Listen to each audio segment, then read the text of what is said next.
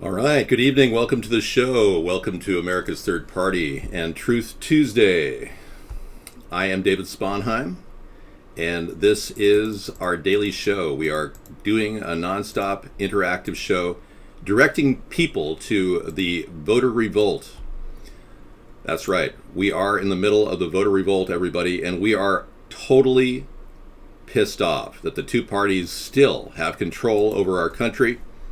We need a third party like no other. And this is the time for many people to ask big questions. Somebody asked Paul Ryan, would you like to take on the bid against Donald Trump? And Paul Ryan has backed out, everybody. So I would request, even though I'm not a Republican, I would request the Republicans to consider me against Donald Trump, in that he's taken 6 of my ideas and defeated Jeb Bush using my ideas. So why not put me in place of Donald Trump? I'm much friendlier. And I'm not going to ID Muslims, and I'm not going to treat Muslims as some separate entity. This country was founded on freedom of religion. And in no way are we going to turn our back on people who are coming to this country to worship freely whatever religion they choose. Donald Trump is clearly off base on so many different issues that the Republicans need to expurge him from their party. And I urge everybody to keep talking about America's Third Party and me, because I really believe I've got a much better, more clarified plan to save America. I'm not happy with where Obama has put us in foreign policy. He's made angry enemies of our nation. Vladimir Putin is extremely upset at Obama calling him a jackass and other types of things that he's done to provoke war around the world. Obama seems to be a puppet for the IMF and the World Bank, and I am definitely against puppetry. I will not do the bidding of the World Bank. I'm not working for George Soros or the Koch brothers. I have no funding whatsoever from corporations. I am ostensibly an average American who has great ideas to save the nation. And that's the way I'd like you to frame what we're doing here. Now, I have pro-legalization, pro-hempline on the screen because it is central to winning an election in this upcoming battle. None of the two parties support recreational marijuana legalization. I will make it the first thing I do, is make marijuana legal to smoke, grow recreationally across the nation. It's going to save this nation $26 billion a year on DEA costs to start with. I think Barack Obama has become almost a bad word in a lot of households. And the people that voted for him don't like him either because he didn't support their mandate. And he looks kind of gay. And I hate to say it, but this in my meeting with Raul Castro is very, very strange, and it's almost like, if Barack Obama is gay, which I believe he is, he should just come out of the closet and tell people that he's gay. I mean, it would be so much easier than walking around pretending to be gay. Wisconsin for response. Thank you, Jackson69. I'm not afraid of Anonymous because Anonymous is run by the government. Yeah, they're completely compromised and co-opted, as is the idea of WikiLeaks. Julian Assange is basically on the take financially. He's very into money. I have pretty good information on Julian Assange. So he got bought out too. And the recent Panama Papers look more and more like a complete push by the elitists to try to get rid of everybody who wasn't quite elite enough.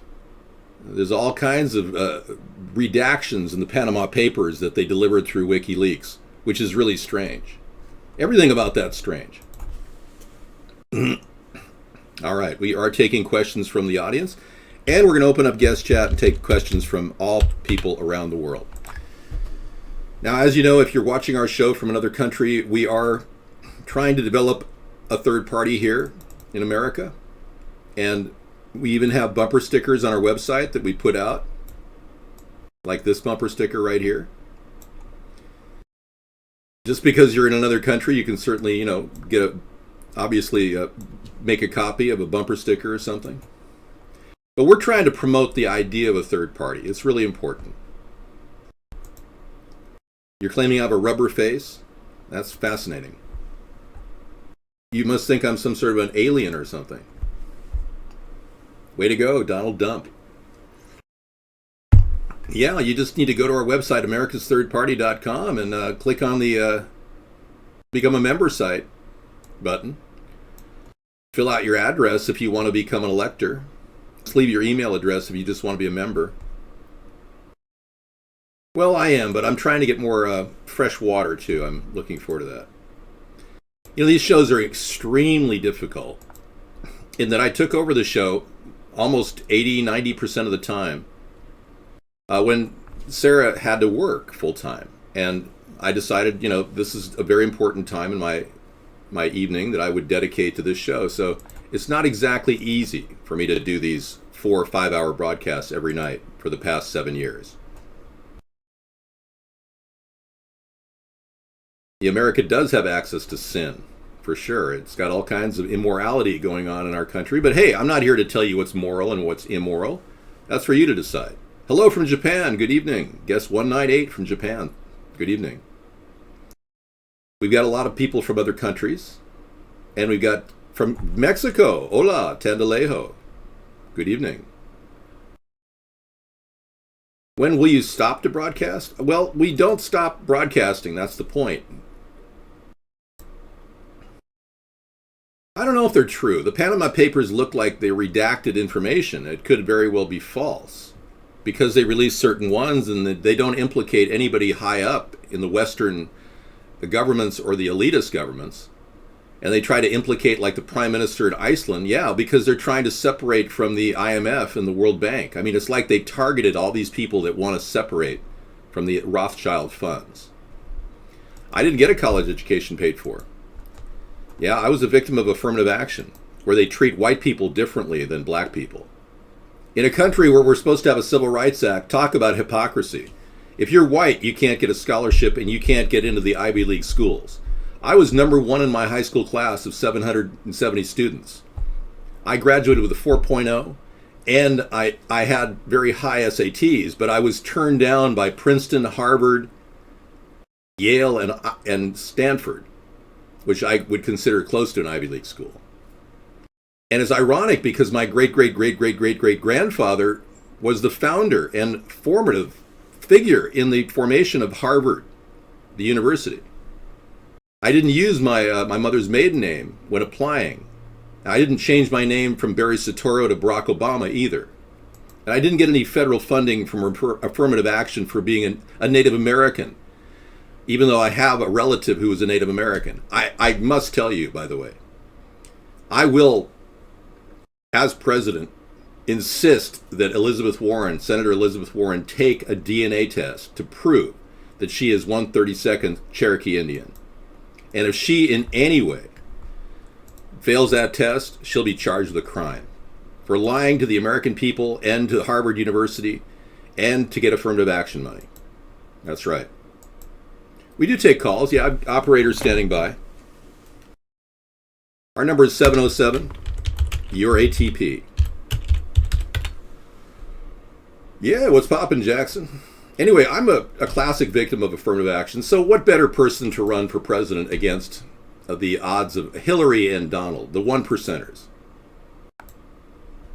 No, I never read 14 books, the Left Behind series. I know, well, that's the thing, Sky. I mean, Elizabeth Warren claiming that she was a Cherokee Indian is a classic violation of the entire purpose of affirmative action. So when you look at what she did, it reeks of deception. I will not allow that in my world. I will not. I can't believe she's escaped fraud charges. A lot of people need to be charged with some crimes. Barack Obama needs to be charged with fraud. We've got a revolution going on here. We've got people that are, trying to fight for us, like this guy, dressed with a bag over his head. Yeah, this is an ongoing process. I know. Apparently you can't trademark baghead. There's no trademark for that. Yeah, it's just things that people do when they have nothing to do. We are all deceived, you're right. We've been programmed, most of us, throughout our life by the public school system, which truthfully, honestly, was created completely by the NEA, which was run by the Rockefellers. working for the Rothschilds. I have heard of Dave Ramsey, yes. No, I don't support that person for president, no. He hasn't even registered. Well, you should be able to get through. If you're getting an answering service, it's because you don't have an actual phone number. You're trying to shield your phone number. We only take calls from real people. Yeah. If you're trying to be a fake troll and attack our show, you have to have a real phone number. You can't just call us from some fake number. No threats against my life will be taken lightly. Anybody threatening my life will be recorded, and all of the information is being watched by the NSA. And if it's not being watched, it will be later. Vaughn has to keep all your chat records for 18 months, courtesy of Barack Obama's law on the NSA. Jackson got called a cracker at the gas station today. Wow. Name calling. Well, he would say chemtrails are fake because chemtrails are real. Yeah, you got to understand, they're dumping chemicals in the sky above us, truthfully, honestly. And I'm going to show you a really interesting, quick video that Dane Wigington just created. It's an excellent video. It shows you in real terms what's really happening in the skies above us. I mean, they're dumping viruses and vaccines on us. It's unbelievable.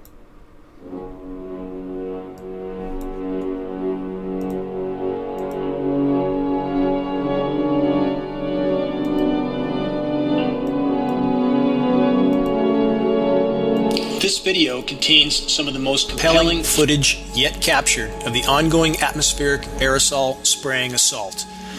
Countless people ask me how we can prove that jet aircraft are spraying in our skies. Here's the answer. Because we have up-close film footage of these jets spraying, turning on and off. Period. That's the end of any debate on the matter. In the effort to awaken others to the critical climate engineering issue, if they refuse to accept what they can see with their own eyes, there's nothing more you can do for them. Move on to others that are ready to face reality. The greatest lie ever perpetrated on populations around the planet is the fallacy that the lingering, expanding jet trails we see in our skies is just condensation. It is not. Film footage like this proves beyond any reasonable doubt that what we are seeing in our skies are sprayed aerosol dispersions that are part of the ongoing global climate engineering solar radiation management assault. These programs are decimating Earth's life support systems. They're nothing short of omnicide for planet Earth. They must be stopped. Videos like this are the most exceptional of tools in the battle to reach a critical mass of awareness regarding the climate engineering issue. We must all use every tool at our disposal. Every day counts. This is Dane Wigington for geoengineeringwatch.org.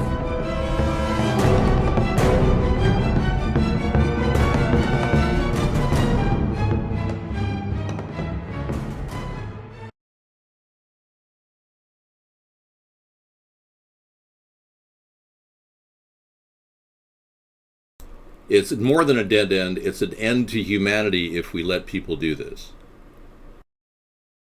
Yeah. So what Dane Wigington is talking about is really happening. Now, I'm not here to scare you. I'm here to give you hope, because unlike other people like Alex Jones and many others, they just breed fear. They're fear mongers. I breed hope. I offer a third party that has a lot more awareness than the two parties, where we address key issues where the two parties do not. All right. As you know, I'm against GMOs.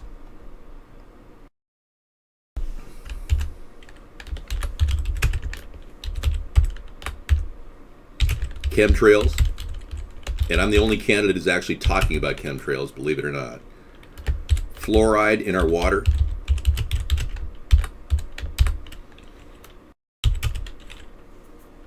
I'm against war.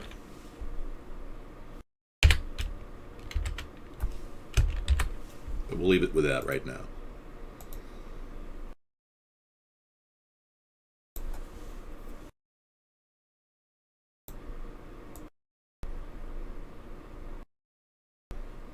Yeah, stop fluoride in water, stop GMOs, stop chemtrails. Focus on that. Make it simple.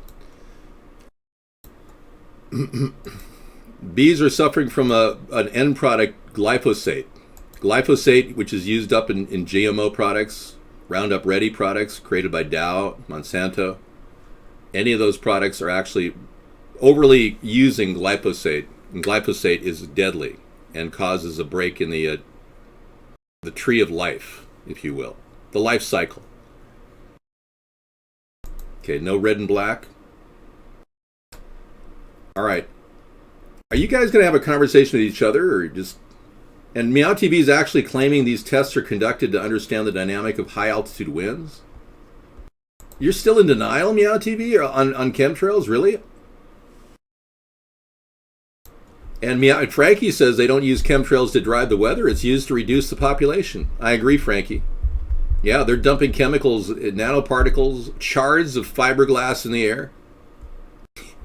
They're dumping nanoparticles, like I said, but worst of all, they're actually potentially putting viruses in the air.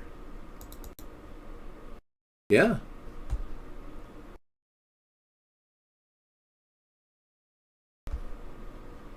Here's a leaked Pentagon video exposing what the government is projecting back in 2006, what they would be doing right now, 10 years later. Take a look. Excuse me, on the left over here, we have individuals who are religious fundamentalists, religious fanatics, and this is the expression, RT-PCR, real-time PCR expression of the VMAT2 gene. Over here, we have individuals. So let me complete. So over here, we have individuals who are not particularly fundamentalists, not particularly religious, and you can see there's a much reduced expression of this particular gene, the VMAT2 gene.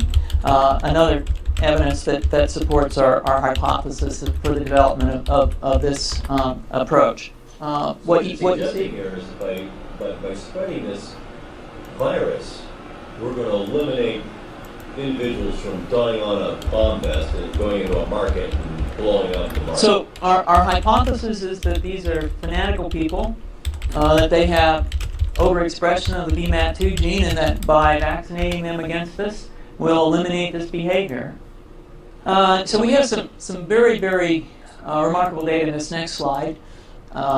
Here we have two brain scans. These are fMRIs. These are two different individuals with different levels of expression of VMAT2. On top is an individual who's a religious fanatic, an individual, and we've repeated this numerous times, that has high levels of VMAT2. Now, this individual down here, who had low levels of the VMAT2 gene, this individual would self-describe as not particularly religious. In each case, these individuals were read a religious text. This individual lit up the right middle frontal gyrus, shown here, and that's a part of the brain that's associated with theory of mind. It's a part of the brain that has to do with intents and beliefs and desires. Okay, so what he's projecting here is the ability to install a virus in our brain to eliminate our intent and our desire, turning us into zombies. And they could very well have weaponized these sprays they're dumping in the skies.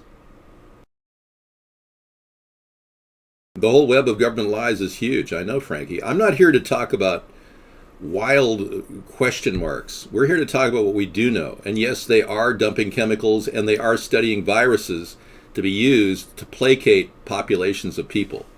Yes, guest chat is open. You can talk, yes, yeah. Go ahead. Okay, we got an interesting story about Canada. This story is the suicide emergency among Canada's First Nations. The natives there are having a huge crisis. Kids are killing themselves en masse. Zika has been around a long, long time. The fear of Zika virus is not as important as what I'm talking about right now. You can talk about, swine flu and avian flu virus till the cows come home. They're literally dumping viruses on us to placate us. Are you with us here? Are we talking? Mark is trying to make money on the VIP. He tries to shut down access to our show, so many of you have to refresh many times to get in.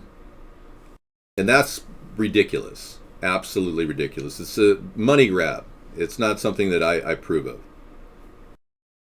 And he's limiting free speech, ironically. He thinks this is some sort of a joke. Yeah, he may very well face problems down the road with what he's doing. Good, I'm glad you're getting a good stream. Okay, let's take a look at this story about the Native Americans in Canada. A troubling trend has prompted the Attawapiskat community to declare a state of emergency. An Indigenous community in Canada's northern region of Ontario has declared a state of emergency after 11 people there attempted suicide on Saturday night. The small subarctic community of 2,000 people located near the Hudson Bay and more than 300 miles from the nearest city. It's declared emergency, yeah. When a young person tries to commit suicide in a suburban school, they send in resources. They send in the emergency team. There's a standard protocol for response. The northern communities are left on their own. We don't have the mental health service dollars. We don't have the resources, they say. It's the high rate of poverty.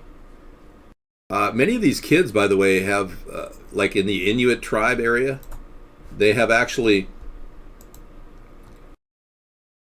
had an addiction to gasoline. Can you imagine kids sitting around a pool of gas in the back of the school, filling up bags with gas because it's sitting on the ground, and then getting high on the gas and losing their brain cells? That's what we've been dealing with that crisis for years in the Inuit Indian tribes, and no government agency is really addressing this. See, that's the problem. It's really an ongoing breakdown of infrastructure and lack of emotional support, and I don't know what the cause of this could be, but it could be something even more nefarious. It may be something they're breathing. They could have psychotic suicidal ideation because their part of their brain is being triggered to do that. You heard that guy. They literally think they control us by installing viruses in the air.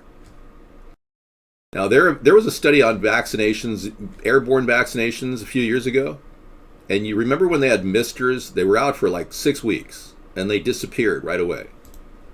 Well, the misters, they found out, were so effective that they could literally drop mists of vaccinations on people, and it would vaccinate them, meaning it would contaminate your brain. I saw a study done on the Inuit Indian tribes that are having problems with gas smelling. They don't drink the gas, they're breathing it. They put the gas in a bag and they hold the bag over their face, these children do, to get high. Isn't that sad? That's not funny, Meow TV. I don't have wigs, I have my hair. This is my hair. Beautiful hair. Huh. Okay. Where would you like to be seated? At the Denny's. That's pretty funny. No, I don't work at Denny's. Do you think the Denny's should be required to serve transgenders in North Carolina? Well, the governor there, he takes a step back from the bias law that he created. Yeah. I know, I was getting sad thinking about the Inuit Indian children, yeah. I never ever contacted a prostitute in my life, so I mean, stop making up stories about me. I have to keep banning this person that makes stories up. All right, North Carolina governor takes a step back. What does he say? Raleigh, North Carolina. Governor Pat McCrory of North Carolina, whose state has been the subject of withering criticism since he signed a legislation limiting bathroom access for transgender people and eliminating anti-discrimination ordinance based on sexual orientation. He announced Tuesday that he would strengthen workplace protections for state employees and urged the General Assembly to modify part of the law. Well, I mean, I support that. You know, he's trying to make sure he doesn't discriminate in his North Carolina state offices. That's what I would go with that. Yeah, I think he's making a good move. That's what I would have said outright. I don't think we can tell a mom and pop business that you have to serve a tranny walking in the door. I mean, there's a point where a business says no shirt, no shoes, you're out of here. They could say wearing a dress, you're out of here. women would wear pantsuits. I mean, there's a lot of ways around that.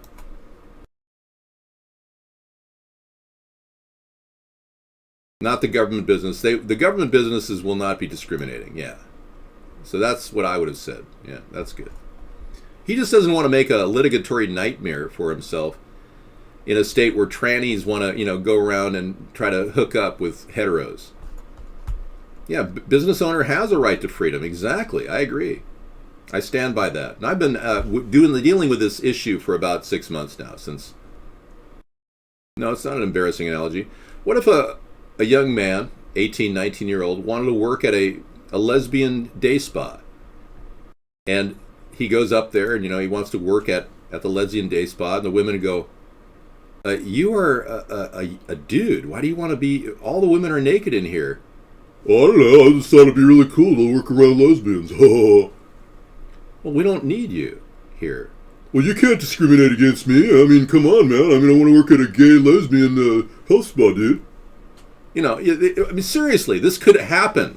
There's a couple of lesbian massage health spas in L.A. I know that because I drove by one day. That was a long time ago. No, they're not embarrassing analogies. They're real-life possibilities. And it's going to create a litigatory nightmare. Have you done any tort reform yourself in the past few years? Since we haven't done any tort reform, why would we go ahead and create more litigation that would be more difficult to navigate for business owners? Okay, let's take a look at the CIA pie. CIA's venture capital arm is funding skincare products that collect DNA.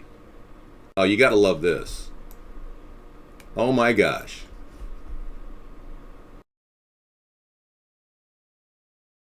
Kincantile Sciences, a company with an innovative line of cosmetic products marketed as a way to erase blemishes and soften skin, has caught the attention of beauty bloggers on YouTube. Documents obtained by The Intercept reveal that the firm has also attracted interest in funding from In-Q-Tel, the shell corporation used by DARPA.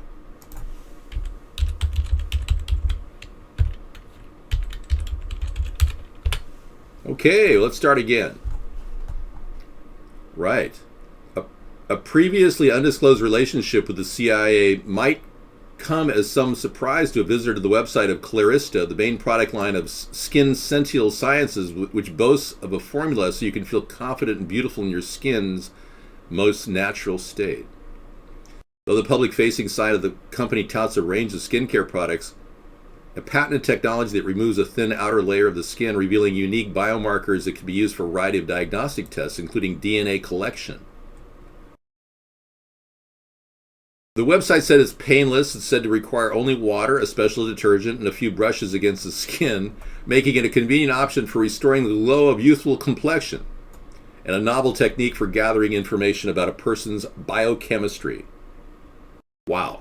So they are literally trying to connect genetic samples from a fake, bogus skincare company. Can you believe this?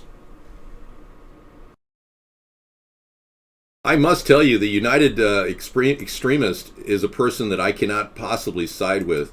I am not a hard right-wing white supremacist extremist like Donald Trump. Okay? And I don't side with this other person on the network that I'm on. He's a United something. And he's not united in my mind. A right-wing shill guy. He doesn't know it, but he's a shill. That's right. So I'm not a white supremacist. I'm not seeking the endorsement of the KKK. Get that through your thick head, please. Thank you. I'm a centrist. I'm right in the middle of the political spectrum, but I do not like the excesses of the CIA stepping in our private lives. And I will do everything I can within my power to stop the NSA from unnecessary data collection and domestic warrantless wiretapping.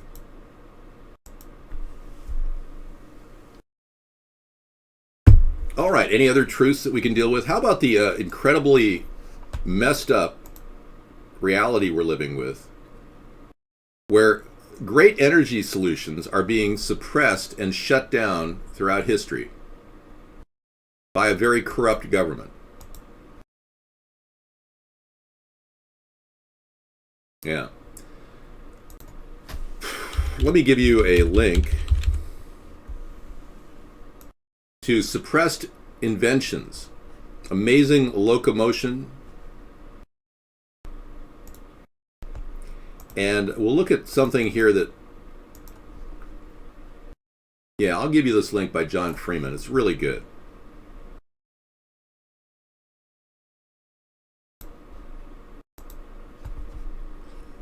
All right, let me blow it up so you can look at it.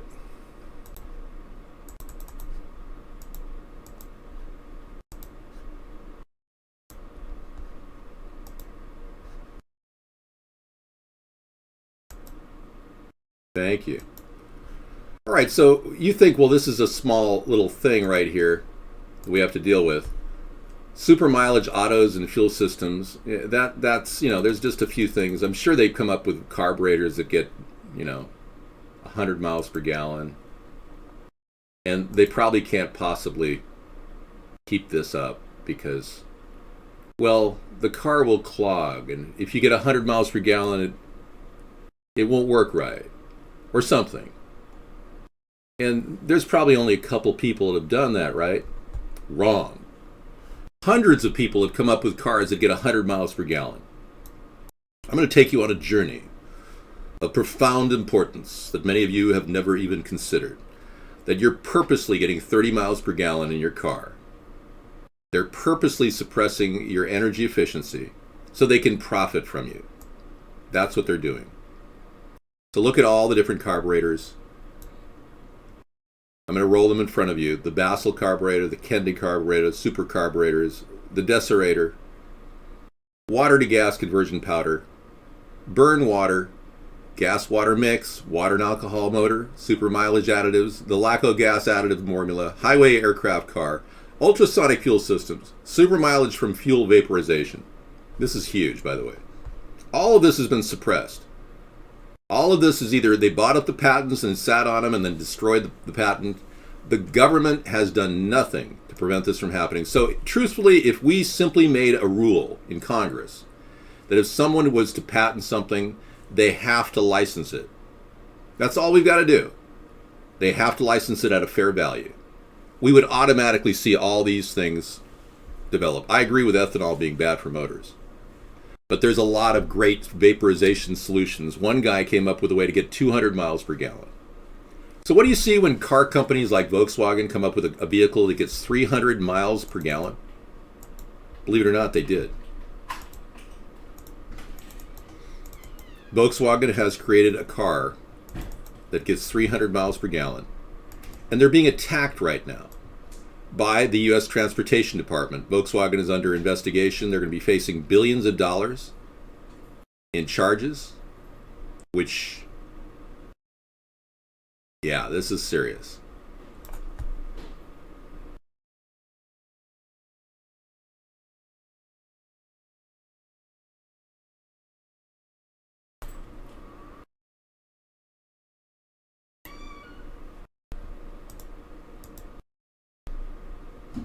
Maybe you're having a discussion with yourself. That's good. Let me show you that car.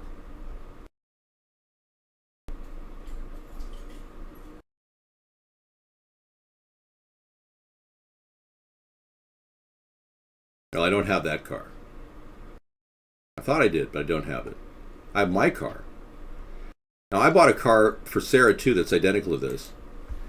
It's a Honda Insight, and it gets about 50 to 60 miles per gallon. But these vehicles are really, really well made, and there's no reason why we can't get 100 miles per gallon. Okay, you dug a little deeper. Let's take a look at that. So I urge everybody to consider the... Oh, okay, great.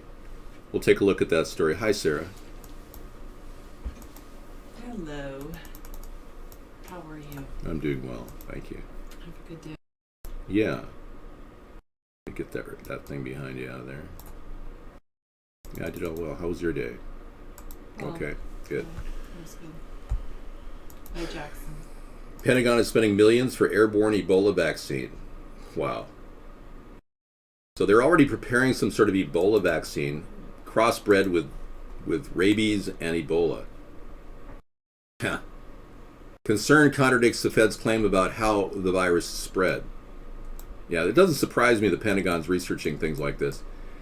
You know, to weaponize an Ebola vaccine and turn it live, like a live virus, is so simple. It's like flipping a switch, which could destroy and kill off people so rapidly that we couldn't even control the spread.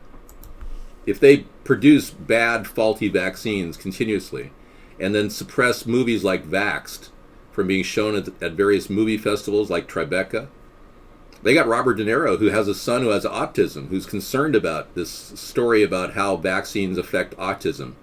They had him pull the video. That's how much power they have. You'd think a guy like Robert De Niro would have enough power to just play the video at his own festival. No. Big Pharma has more power than Robert De Niro. Are you looking at me? What do you think of the new photovoltaics?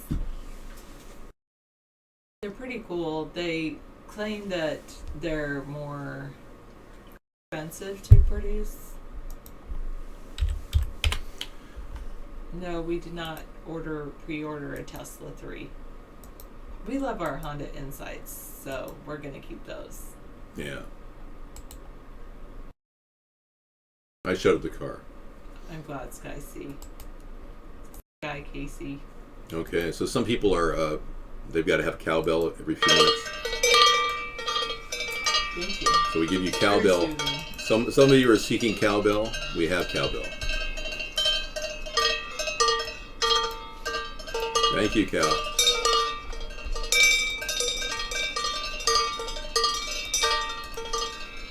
That's good. Good cowbell. Yeah. All right. It's a long cowbell. It is. Yeah.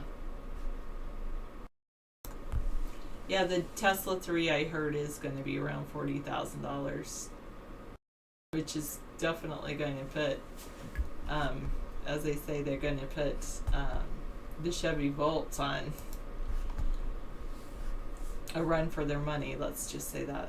Yeah. But then also Tesla had a recall recently on their SUVs. Their third seat had to be repaired. Oh, I heard about that, yeah.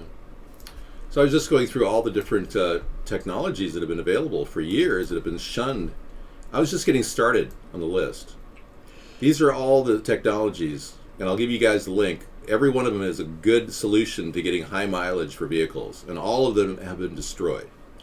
The government, the oil companies, look, I still keep going. All of these technologies that get great gas mileage, I keep going. I mean, it just goes on and on. It's just endless. All of them have been shut out. I know you can't read this, so I'm just going to pull it off the air. But I will give you the link right now in the chat room. Really good link to tell you about all the different technologies that are out there that have been suppressed. Suppressed technology. So that's true. And Sarah and I came up with this idea that if they just made patents so that they would be licensed out, guaranteed, nobody could buy a patent and then shut it down, you'd see all of these devices and inventions reaching the market. That's all Congress has to do. Tesla is, well, if you've seen Elon Musk, you must know that he is a partier. If you've never met people who walk around like smiling all the time at parties, Elon Musk represents that to me. And when you knock on the bathroom door and wonder, what's that chopping sound in the back room, tapping sound. Every minute counts, Jackson. You Great gotta understand job. that's what's happening. Yeah, people that like people that do that share their money. The little network of people that like to do that. Party. Yeah, well, we're fighting chapstick. Hey, I'm going to step out, and Sarah's going to get to know all of you. Let me get a new background for you.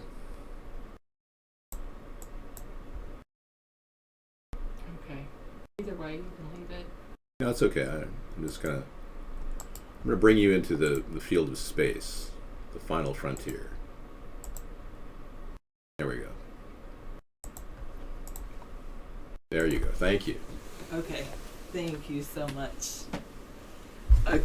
A live shot of our galactic center. I doubt that it's a live shot. No, it was a recorded shot of our galactic center. No, I don't think so either. You were sober on Sunday. Oh, Planet X, that's funny. What are you gonna try on me, Antique? I don't know if I'm down for that.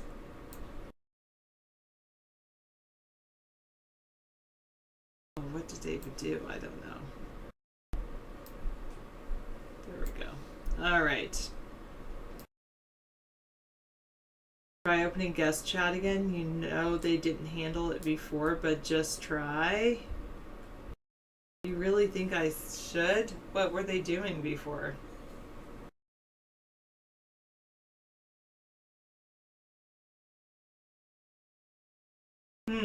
Interesting, Meow TV2. Totally mind blowing.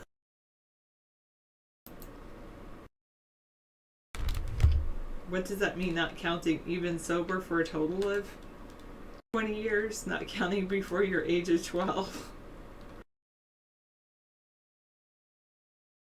Oh, yeah, I'm not in favor of that American tradition. That's not fun for me.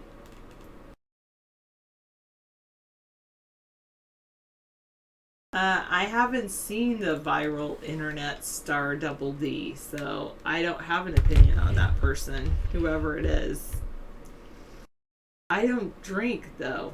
I don't eat glue either. For a good chuckle. Nope, I haven't heard of him. Nope, so I guess he's not that viral. Sarah's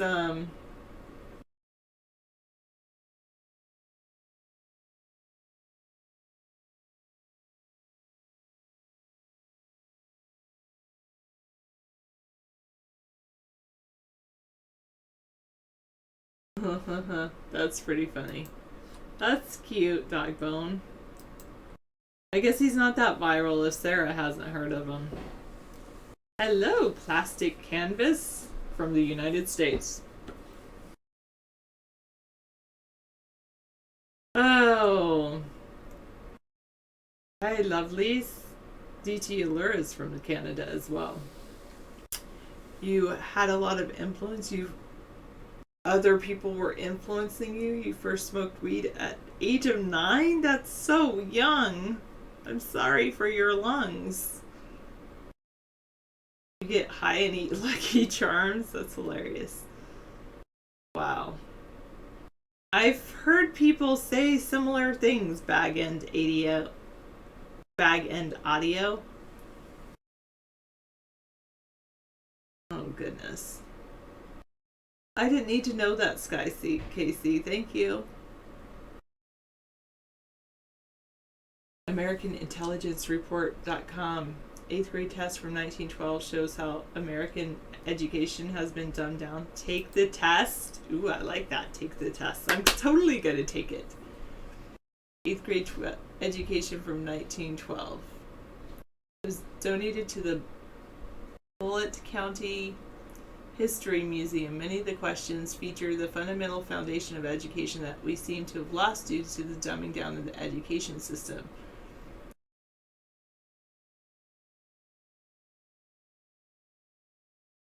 Alright, if you cannot read, here's some questions. Define the following terms of government: democracy, limited monarchy, absolute monarchy, republic. Give examples of each. To what 4 governments are students in school subjected? Name 5 county officers and the principal duties of each. Give 3 duties of the president. What is meant by veto power? Give at least 5 rules to be observed in maintaining good health. Define cerebrum, cerebellum. Name the organs of circulation. How many parts of speech are there? Define each. Cool. Reading and writing given by the teacher. Write in words of following. 5,764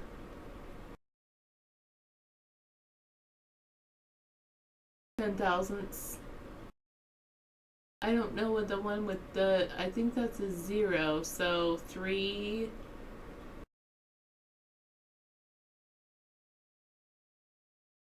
millionths. I could do that. All right. A man sold a watch for $180 and lost 16.23 16 and 2/3%. What was the cost of the watch? That's really good. I like this. Bullitt County Board of Education. Truant officer. Who invented the following? The magnetic telegraph, cotton gin, sewing machine, telephone, and phonograph.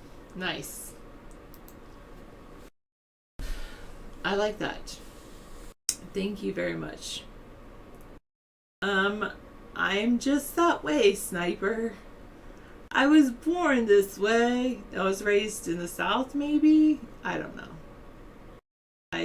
No, that's not necessarily true because all my siblings aren't necessarily like me. So, that's cool. I'm going to save this actually. Save image as. The school exam. Let's just go to pics and images and Sarah BC school exam. There we go. If you're from the South and talk like you're from the South, you look like you're from the South. I look like I'm from the South and talk like I'm from the South. Georgia, maybe. No, I'm from Mississippi. M-I, crooked letter, I. Crooked letter, I. Humpback, I. Oh, you're Irish. Alright, cool, Sniper. You have experience building and repairing floating concrete marinas and docks and piers. Wow, nice job, Sky. You can work anywhere. Nice. I know, it's so funny, huh?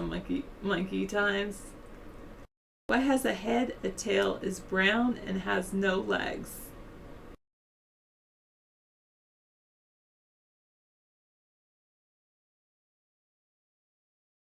I think I'm stumped, ace to ace.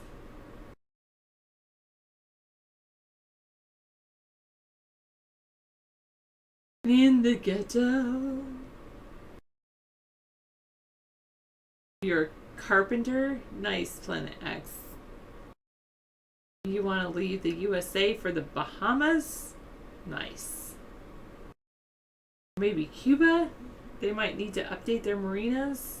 Yeah, probably with all the big storms. You're gonna guess toilet. It's just funny. A penny. A head, a tail, is brown, and has no legs. Oh, I like it. That's a good one. Let's try get defense store closed to most of world this time. Cuba open trade now, yes. Stick to cars. Oh, you think you should go to Cuba and help build the casinos? Which I could see them opening up more casinos with probably the tourist attraction coming. Has one eye and spits yogurt. Well, those yogurt tubes, monkey times.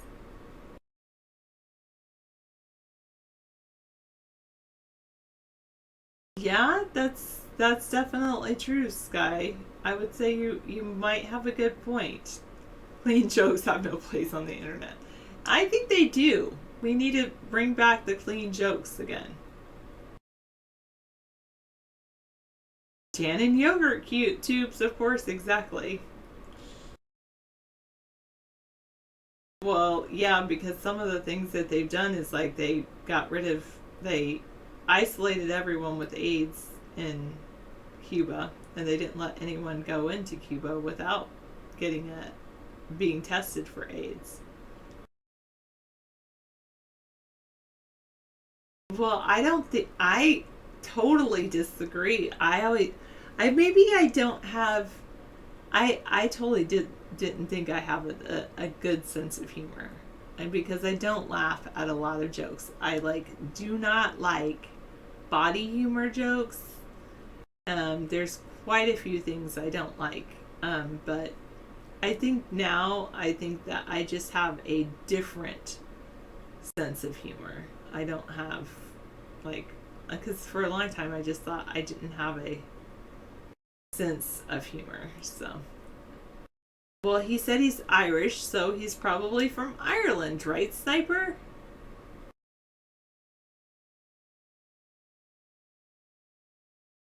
Yeah, American tradition, like, that's not my thing. Well, and the worse than that, than the innuendos are the ones that are just like fart jokes and body humor jokes. Those are so not my thing. I don't like those. What about Johnny Knoxville? Do I laugh at him? I don't know who that is, so I don't know. Yeah, and then they start laughing. Like, that's so funny. So hilarious, monkey times, right? Clean jokes will be the beginning of the internet. They'll just start going viral. What has a headed tail, is brown and has no legs? A penny. I like wordplay, actually. My grandpa liked wordplay so much, like puns and stuff like that. He wrote this like whole book on puns. I guess I would have to go through them. Ouch, that would hurt. I eat glue. I don't eat glue. Ouch. What do you get when you grab a ghost? A sheet? Nothing? A handful of... Yeah, see, that's just, it's a wordplay, but it doesn't really... Yeah. The socialist indoctrination of the educational system stunned my sense of humor. Okay. Maybe. Well, the thing is, Grizzly Ray, I have like an issue with that. I think you should call the parents if there's cursing or referral, or, the kids should get in trouble a little bit. But I do have an issue with it because, in a way, I understand that it's freedom of speech. So, I have a little bit of an issue with that, Grizzly Ray. I mean, it's not couth. It's not sophisticated, but people can say what they want. Yes, I am aware of that American tradition. That's why I'm broadcasting on other sites. I don't always watch the chat on those other sites, but I do broadcast on there so that I could watch the chat over there. Maybe I'll open up the chat room.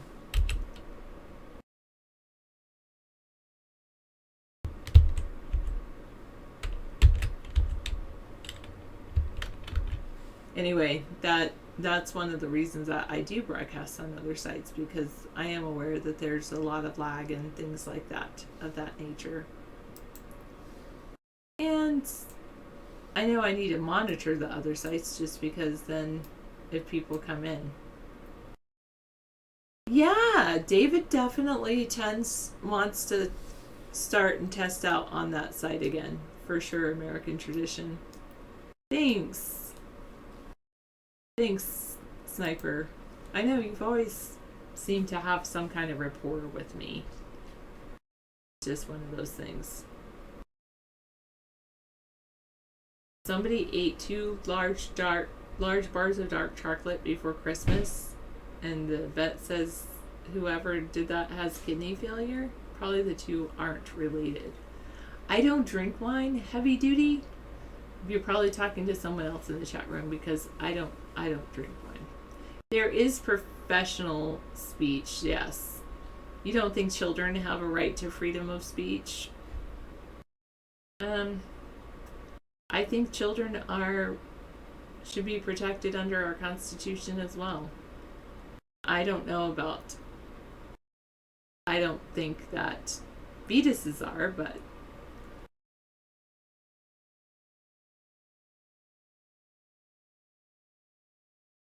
Yeah, a lot of times they do engage in that behavior for reaction. That's true. That is the truth. Always trying to get a rise out of people. We want a cure for Tourette's. That's pretty hilarious.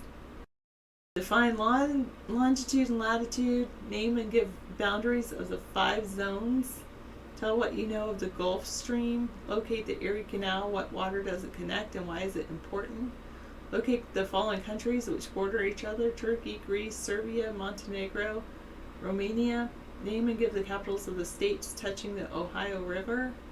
Locate these cities: Mobile, Quebec, Buenos Aires, Liverpool, Honolulu. Name in the order of their size the 3 largest states in the United States. Locate the following mountains: Blue Ridge, Himalayas, Andes, Alps, Wasatch. Through what waters would a vessel pass in going from England through the Suez Canal to Manila? Alright. Seems like, oh, my thing, I have to reload the page. Had a little flash crash. Flash crash. So they had tests in spelling, reading and writing was given by the teacher. I wonder what that was. Arithmetic.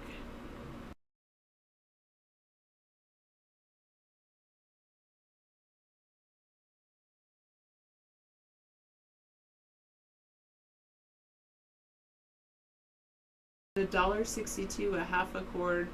What would be the cost of a pile of wood 24 feet long, 4 feet wide, and 16 feet 3 inches high?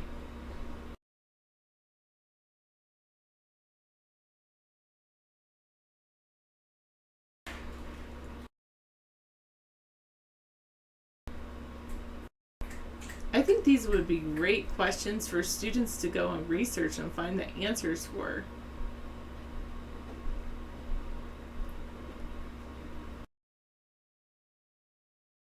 Is that in here, physiology?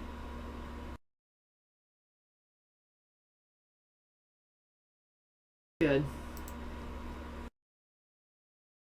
Yes, vote for David.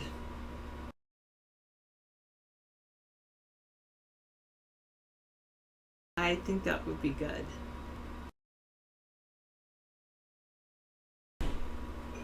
Oh, goodness. David makes sense, especially of all the candidates that are running. I think David does make the most sense of all these candidates. There's not one that makes as much sense as David.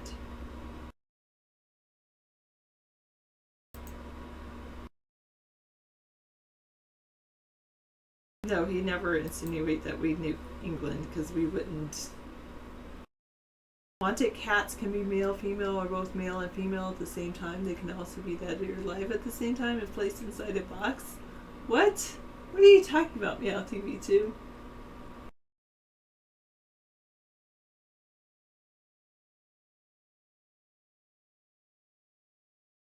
Cellular telephone Russian roulette?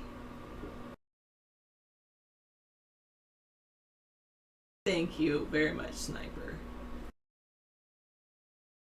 Well, I'm beginning to think that this American Intelligence Report, the 8th grade test from 1912, is what we should be teaching students. There you go.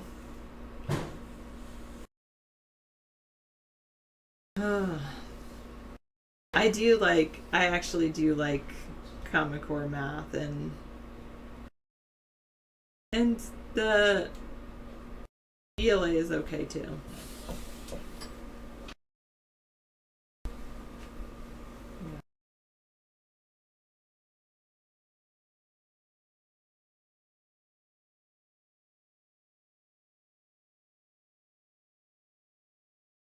Oh, Schrodinger's cat? Okay. You saw the 1912 questions that were posted? Yeah, these are the questions. Yeah. That's cool. Well, I think it's safe to say that everyone's kind of... what you're not seeing from that is the American people have adapted to so much change over the years that we're suffering from future shock. And aside from the fact that I tend to believe that people are being dumbed down purposely, the reality is people are being overwhelmed, and the American people are really looking for simplicity in their life. So when they don't want their kids to be pushed to the edge of learning, the kids are learning things at home on their games, their gaming environment, everything, even in the classroom today. Sarah's students are actually working with iPads or iPods. They're working with Chromebooks, all kinds of different things that have great utility, and the knowledge that they have. I mean, if you showed something like that to a kid back in the day, they'd be overwhelmed. They wouldn't even know what to do. They were like, would almost be frozen. So we're learning intelligences Can be used as are a changing. tool. Just like a ruler can be used as a toy, an iPad or iPod can be used as a tool. It all depends on how you use it. Yeah. I mean, yes, some things can be used as a toy, or it can either be used as a toy or a tool. And for many people, it feels like they're going into a fantasy. Like, it's welcome to Fantasy Island with Ricardo Montalban. And little Tattoo is sitting there going, oh, the plane. But in reality, this is not Fantasy Island. Our lives are pretty much over mechanized, and we're being hit with a thing called future shock. We're not living a fantasy like they say we are. Many of you are trying to zone out, trying to tune away from all the stimuli, all the diversions that you're facing every day.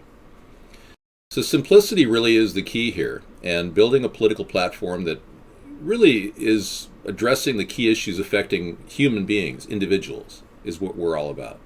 So that's why we have the streamer up here talking about ending chemtrails and GMOs and fluoride in our water system. We're different than the two parties because we're really looking at the human aspect of a very failed government. They really have done nothing. Recently, they're trying to impose restrictions on encryption now, and it shows the people in our tech sector that the government is lost. They have no idea what encryption is. They want to invoke unbelievable draconian rules on encryption, kind of like Donald Trump when he said that we should boycott Apple, even though they want to protect our privacy.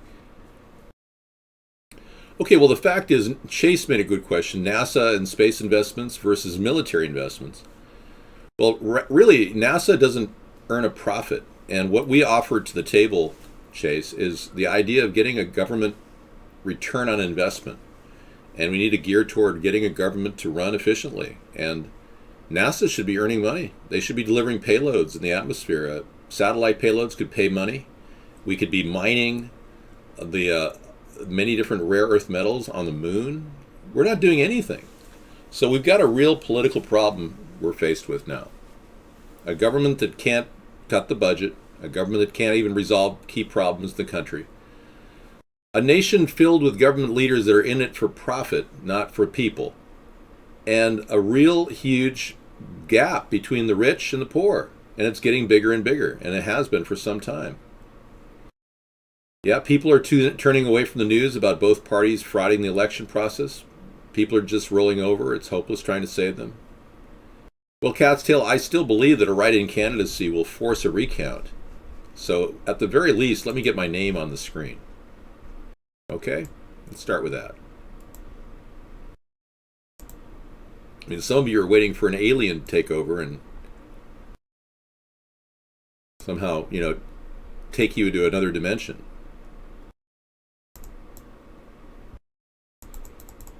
Some of you are waiting for more cash, more money.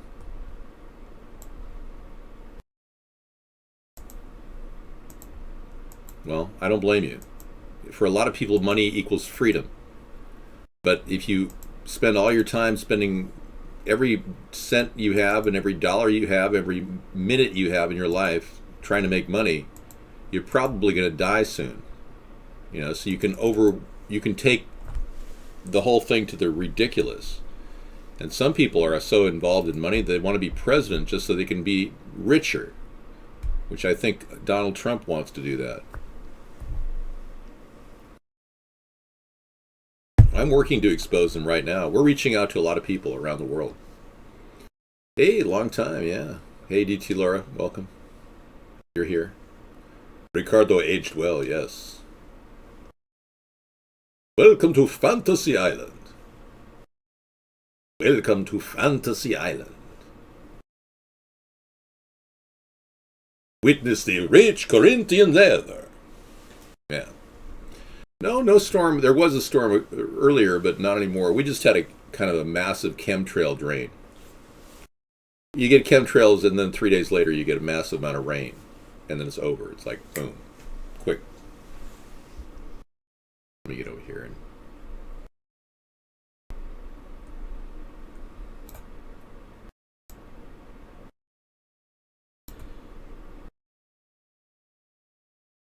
So it would be great if our life was a lot simpler. Last night I showed people where I kind of spent my time in my youth, out on the ocean. That's nice. In my van. That was fun. Down by the ocean. Eating government cheese. So thank you so much for giving me some time tonight, Sarah. You can take a break and go ahead and do this again later. Okay. Yeah. Yeah, I would make $100,000 as president. $400,000 per year. I'm not in it for the money, but I would give away 25%.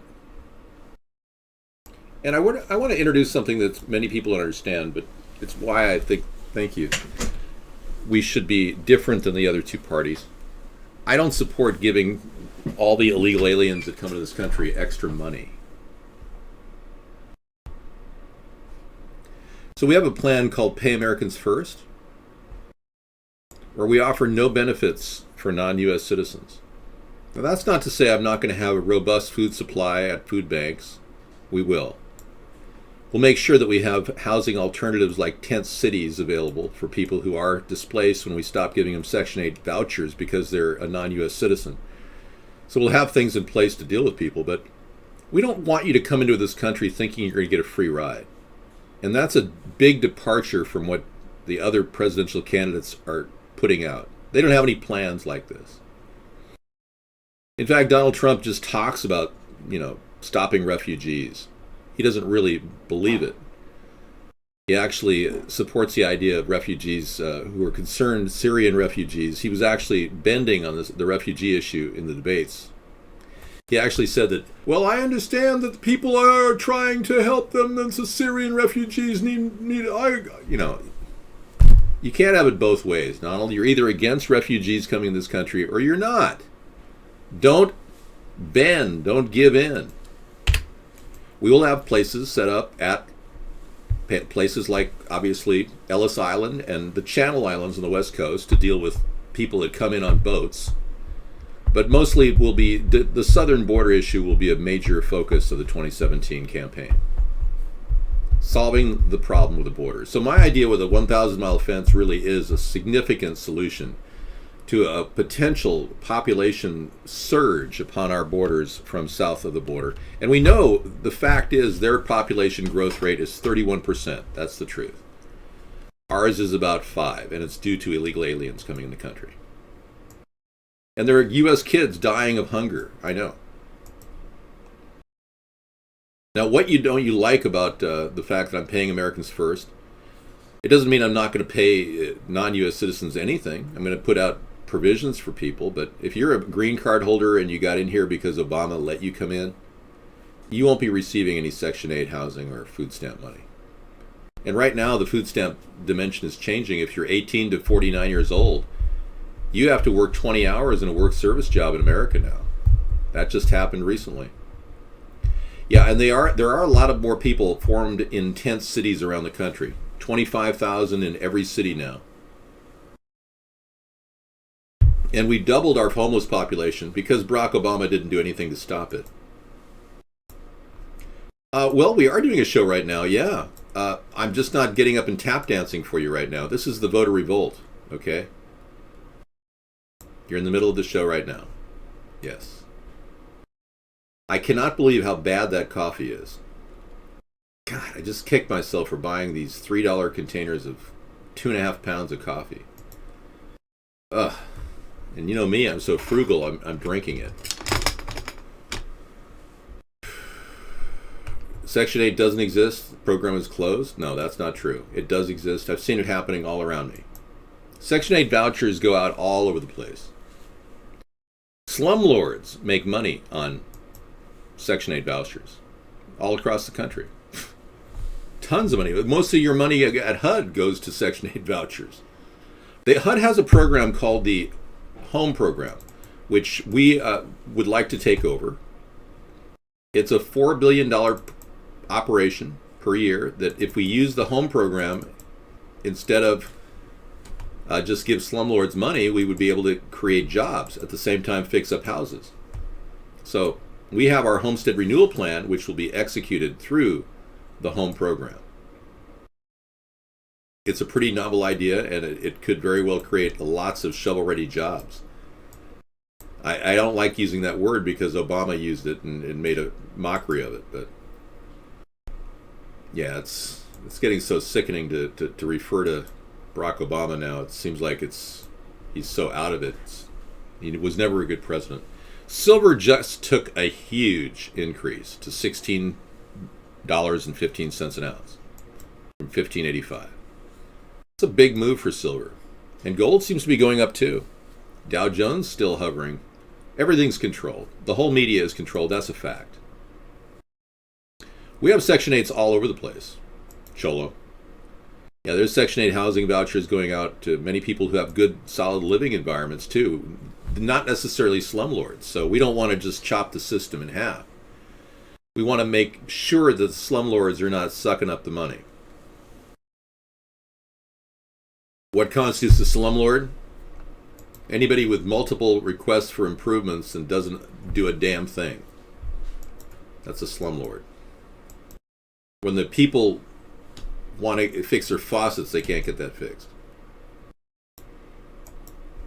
Cruz's mom's British Columbia, or birth certificate, thank you. Cruz's mom's birth certificate is forged? Really? Wow. Cruz does not seem like a credible candidate, being he's a Canadian.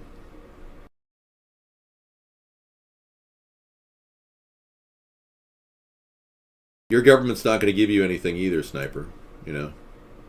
A lot of you people are like me. You don't want money from the government. I don't blame you.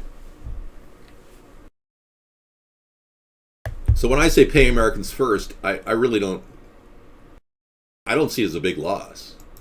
I'm not collecting any money from the federal government, so it's not a big problem for me to say this. But a lot of you, some of you are hooked up to 3 or 4 checks.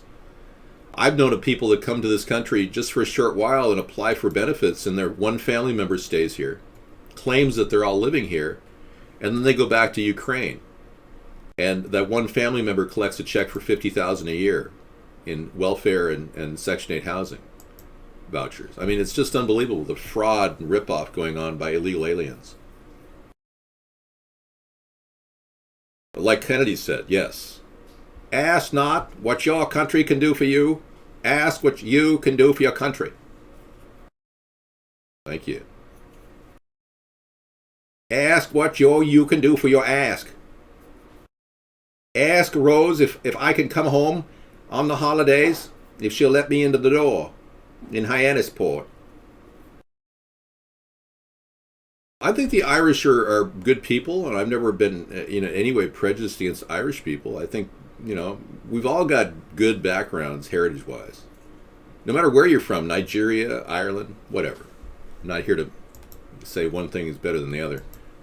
Ask what you can do for your ask. Why would we even consider voting for a person who becomes an illegal president? Well, I don't know. You voted for Barack Obama. Ask your president for his credentials. When voting for a president, ask what he is. I mean, that would be a first step right there. Ask if your president is a Muslim or a homosexual. Ask if he is married to a transgender. You know, when Michelle Obama and Barack were compared to the new Camelot, Michelle, or Michael as I lovingly call him, said he was very upset. He did not want to be in any way related to Jack and Jackie. You can vote for anybody you want. Yes. Some people think I'm Irish because I look like David Caruso. Ask not what you can ask. Ask what you don't ask. And ask again. Especially if you don't know the answer. David, will you people at the nationality of... Michelle's gender is no longer an issue. Having a transgender first lady is not a big deal. Ask if you are a delusional, psychopathic albino. Censor fight. Censorship of medical truth reaches fever pitch as corrupt medical establishment attempts to silence growing number of films and books about cancer and vaccines. Yeah, I mean, they're stifling this movie called Vaxxed. It doesn't seem small that you voted for Barack Obama without even knowing what his history was, whether he was married to a transgender or not. To say that I look like Howdy Doody is just disgusting. I really am sorry that you have to go there. Ask why Hillary's not in prison. Ask why Donald Trump won't show his financial records. Ask not what you don't need to ask, because if you ask, you might have to ask the wrong thing. Ask for ask.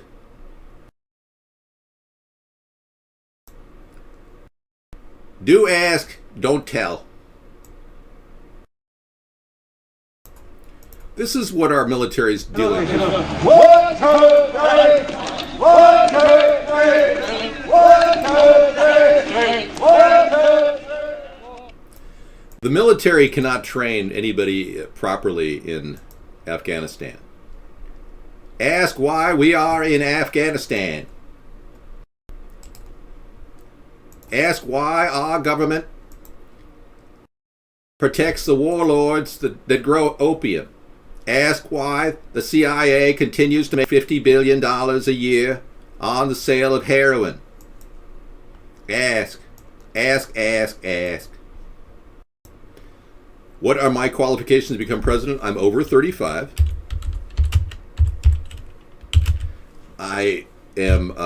I've lived in this country 14 consecutive years. Actually, I've lived in this country all of my life.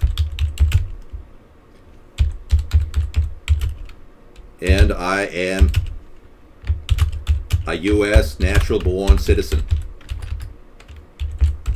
And I've only started talking like John F. Kennedy. Yes. Any other questions? Okay.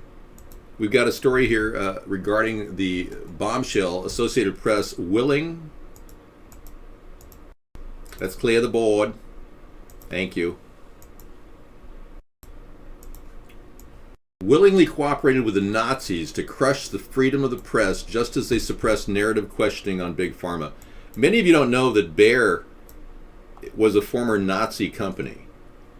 And Big Pharma and Bayer and Baxter Labs and all these different companies worked together just like they did during the Nazi years.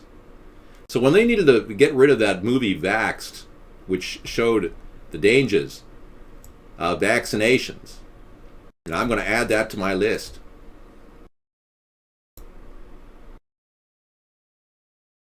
And forced vaccinations.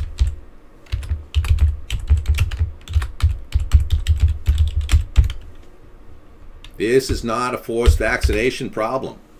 We are not in a forced vaccination world. But Hillary seems to want to force vaccinate. Yes, you can write my name in and automatically force a recount, forcing these two parties who are corrupt to be honest once and for all. Yeah, forcing a recount, making a write-in candidate a number one success in this election is my number one goal. Bernie, you want Bernie? Okay.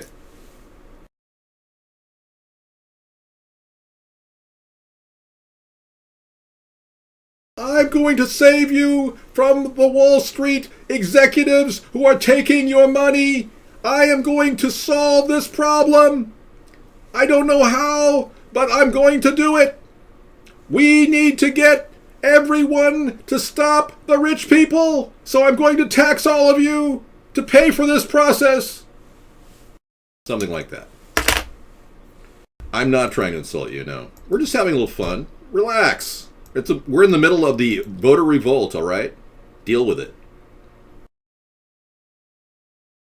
Rich Little sent me a little something here. Hang on. Yeah. I put it in a frame. It's so cool. Best witches, David. Rich Little. Yeah. That nice? My fellow Americans. Well, I was immediately impressed with what Rich Little did. It's awesome that he would give me such an amazing $1 dollar store frame to put this in, too. Yeah. So yeah, I get around. I'm relaxed, yeah. David, just for the fun of it, discuss why Denmark is one of the highest taxes nations on the planet and also the happiest. Absolutely. Denmark is a homogeneous environment of heroin addicts and religious freaks, and they love their renewable energy. They don't have the population we have. Denmark can easily do things like that. They can have a socialist agenda, and it's a microcosm of what we have. We have a very heterogeneous population, and we're not going to in any way deal with every little problem by giving everybody money. That's the big difference between America and the socialist nation of Denmark. We have a socialist economy in many ways. I mean, we subsidize too big to fail companies, which is a big mistake. What Iceland is doing right now is trying to kick the cartel and the Fed and all the IMF money out of their country. Yeah, they're doing a good job, but our country's been doing some bad things over the many years. I mean, suppressing information about vaccines is just one of them. During the rise of the Nazi Germany, the Associated Press willingly cooperated with Adolf Hitler's Third Reich, submitting to dramatic restrictions on freedom of the press and providing the regime with images from the news service's photo archives so they could be used in anti-Semitic and anti-Western propaganda, according to a new report. So the people that are feeding our news service, the AP, worked for Hitler. The big pharma industry that we have today is formerly working for Hitler under Bayer and Baxter Labs.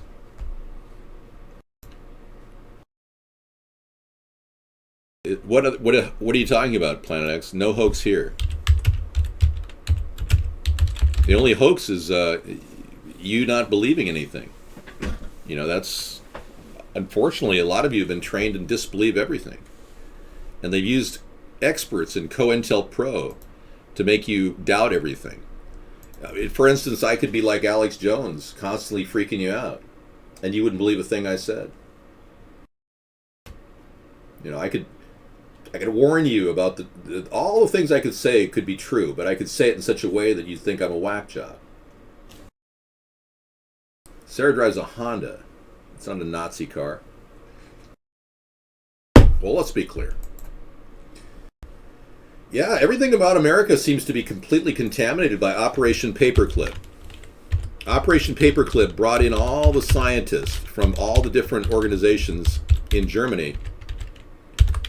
Nuclear, social engineers, bioweapons experts, and implanted them in our country.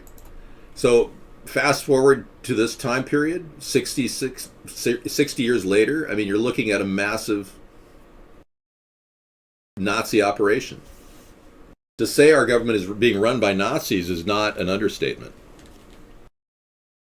When you look at the very heart of the idea of homeland security, the whole idea is exactly what Hitler had. Homeland Security. Yeah. The Department of Homeland Security. In fact, they even interviewed and did consulting work with the former leader of the East German Stasi, Markus Wolf, in 2005. The Department of Homeland Security contracted East German Stasi to give them information on how to properly run their operation. I mean, if you in any way think or doubt that this country is not in any way influenced by Nazis, you're mistaken. Nazis have embedded in our country. In fact, the Bush family has roots in the Nazi Party. Their great-grandfather, or their grandfather, I should say, Prescott Bush, was integral in the laundering of Adolf Hitler's money when he was president and vice president and director of the Union Bank of New York.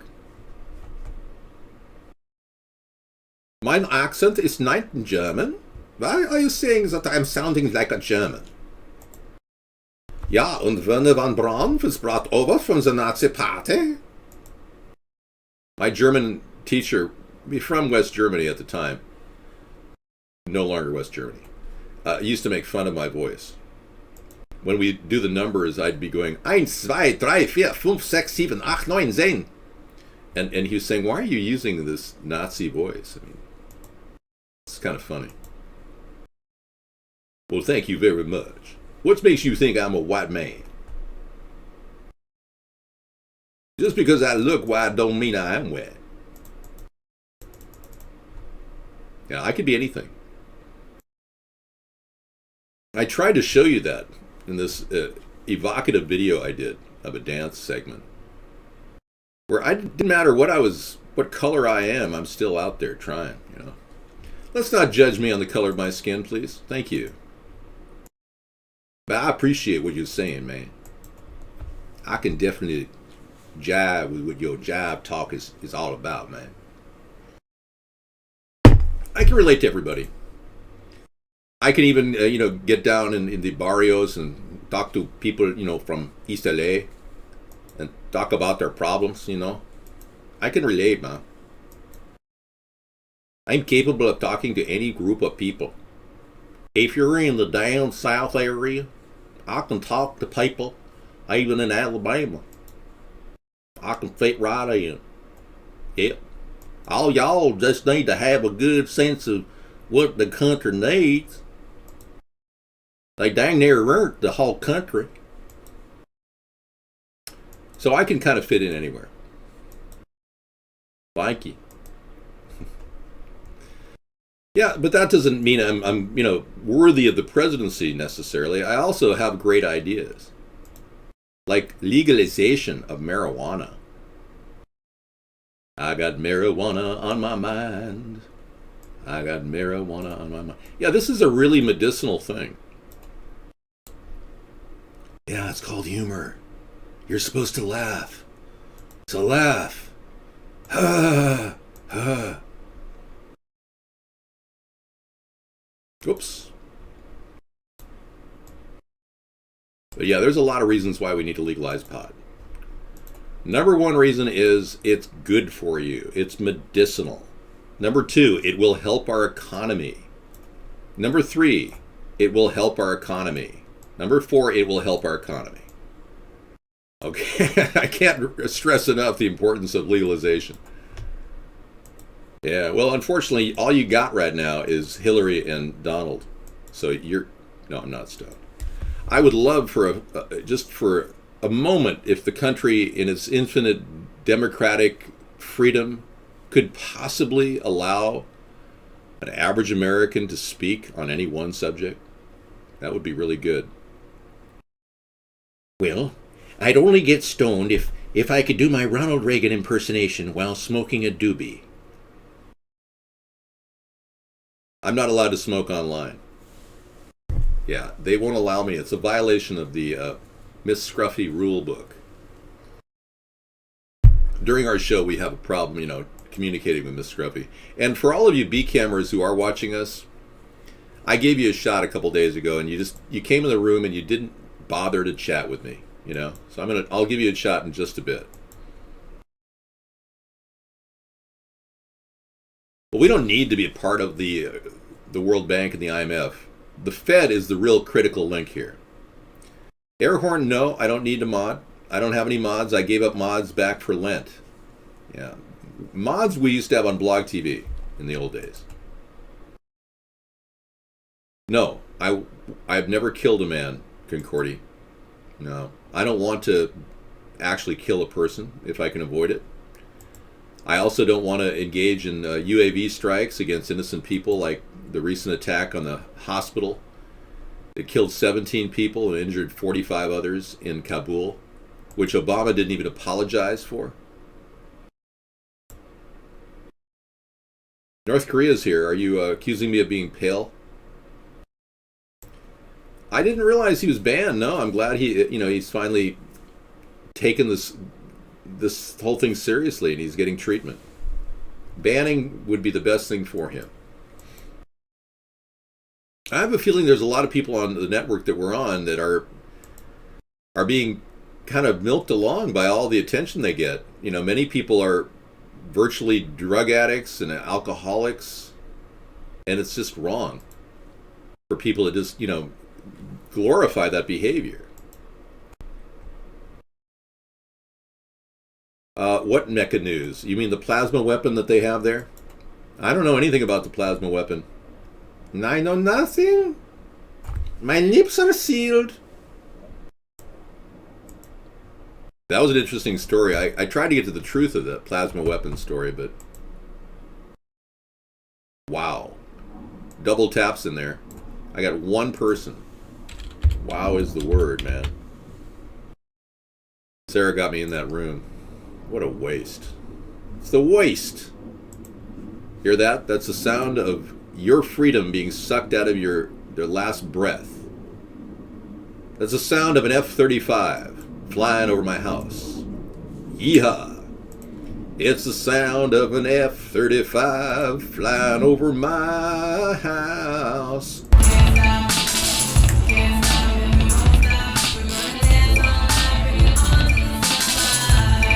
Can't stop and we won't stop. We're gonna dance all night, bring it on to the sunlight.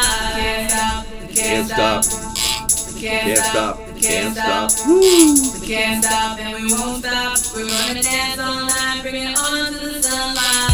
Can't stop, can't stop, So let's be clear. In this coming election year, please vote for David Sondheim, America's Third Party.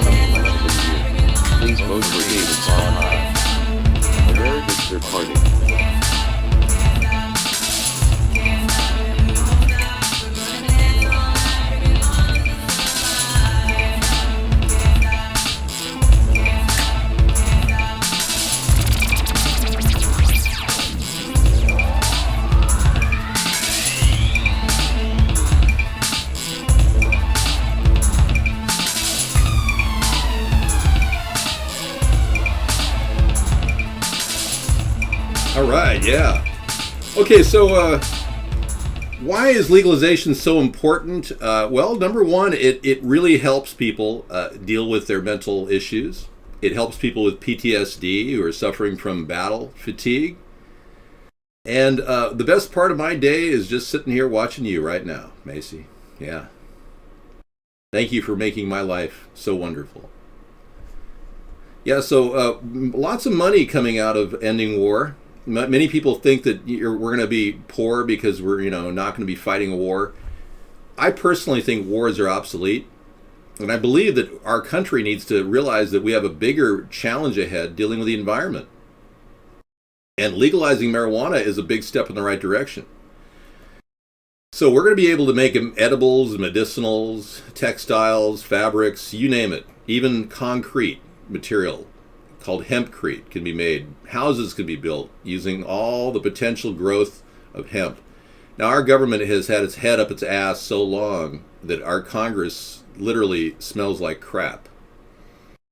There's so much corruption in our country right now with these prostitutes we call congressmen and women that I'll have to talk to these people and have to get them to get to the real issue, which is they are sucking off the corporate tit, and I'm going to call them every time I can on that issue. We don't need corporations deep in the back pocket of American taxpayers, and they have been nesting there for a long, long time. Okay, Portland is installing something in their pipes. Portland. Okay, let's take a look. Corporate tit, yeah. They're just sucking off the corporate tit, all these politicians. It's terrible. So, generating income for people is really essential, and getting marijuana legalized will definitely do that.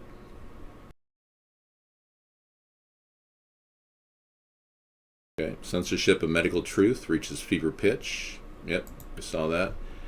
That is not working up. That's a link, minds.com. I'm not sure why it's not playing. So I don't know the answer to that.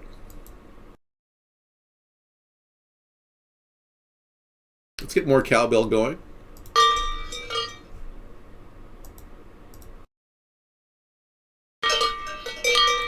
Okay. Hope that'll make you feel better.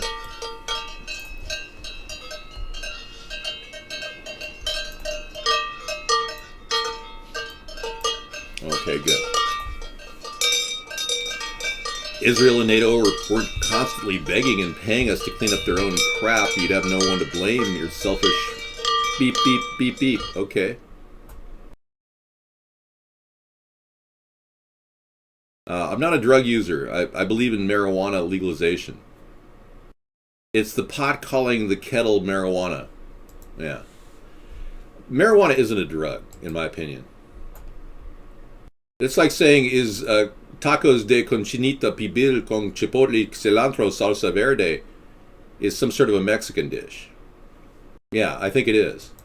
But no, there's no real way you could say marijuana is a drug when it seems to be a medicinal herb that people smoke. They don't ingest it, but they could ingest it. Okay, the Portland Water Pipes Energy. I'm still trying to get this thing up and running. Let's take a look. Oh, here it is. It's not a pipe dream. Clean energy comes to Portland. All right. What do we have here? It's a renewable energy source, but hydropower has its pitfalls. Its dams can kill fish and other marine life and disrupt habitats. They can also end up emitting significant amounts of greenhouse gases. Okay, I didn't know that hydroelectric emits greenhouse gases. That's interesting. We don't even tap more than 20% of our hydroelectric power up here in Washington. But Greg Semler, president and CEO of Lucid Energy, said his team originally went into the business of hydropower by looking at ways to capture energy from streams. But it's too difficult to predict the energy of streams. Okay. All right, whatever. That's nice. The foo-foo liberals down in Oregon can work on that. Let's talk about AIPAC for a minute. American-Israeli Political Action Committee is highly controlling and has meddled in American politics for a long time, operating budgets, are funneled into people like Obama and Hillary Clinton and Donald Trump now, courting AIPAC at a big meeting last week. I will not accept any funding from AIPAC, ever. That's my promise to all of you who are concerned about the Zionist threat, global elitists from Israel and other places trying to control our future. I don't think we need to be doing their bidding. So I'm against the influence that AIPAC exerts upon American politics. Is that good? Thank you. I hope I finished you off there, bag of mostly H2O. All right, so we talked about the miracle of a spinal cord implant earlier in our pre-show. I might as well bring that into you. They've got some really good innovations coming about that may make it very possible for people to actually walk who can't. The neural implant could restore walking to paralyzed patients. It can be implanted directly on the spinal cord without damaging it. Spinal cord injury prevents the transmission of electrical signals from the brain to the legs, which leads to paralysis. The implant restores the transmission of electrical signals to the damaged spinal cord. It was tested on a completely paralyzed rat, and look at this rat. It's walking, which enabled it to walk over obstacles and climb stairs on its own. Isn't that amazing? I mean, we are really at a point where we could have helped Christopher Reeves. A pharmacological cocktail is delivered to the damaged part of the spinal cord. Hey, Chemtrail Cowboy. I was not patronizing anyone. I answered your question about my lack of support for AIPAC. Do you think criticizing a host is going to keep you in the show very long? I mean, come on. I answered your question. I'm not patronizing you. Anyway, it looks really promising. The future could enable paraplegics to regain mobility without exoskeletons. Isn't that great? So there are some big progresses being made in technology. So that's true.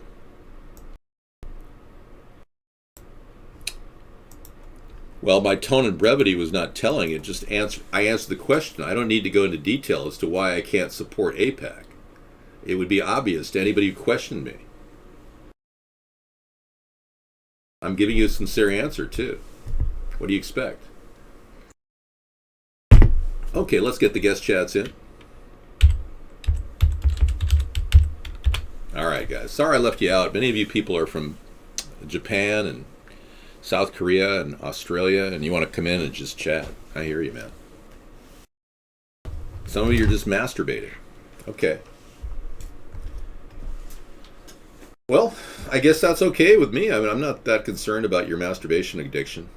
I'm a little concerned that it's becoming, a fixation for a lot of people. That's all they do, all the time.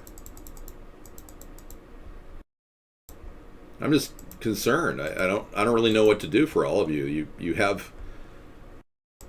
I am a master debater. That's correct. You have an addiction to masturbation, which you enjoy, but it's only good for if you're a man or a woman. It's different. Women can have, a day of masturbation. Men, they only really have, short spurts of masturbation. But clearly I'm talking about something that you're concerned about. Arigato. Umi Yumi Uni Yuki Muki Yuki Sponheim-san. Ha, hello, domo, arigato, Umi Yumi. I'm learning a little Japanese today. People envision looking at my face, and I guess they find me very attractive. I'm not here to be attractive. I'm here to simply be good looking enough to get the job done. I'm neither arrogant nor delusional. I have incredible humble nature. I speak with very little volume to show my humility. Thank you. I bow frequently during daytime activities.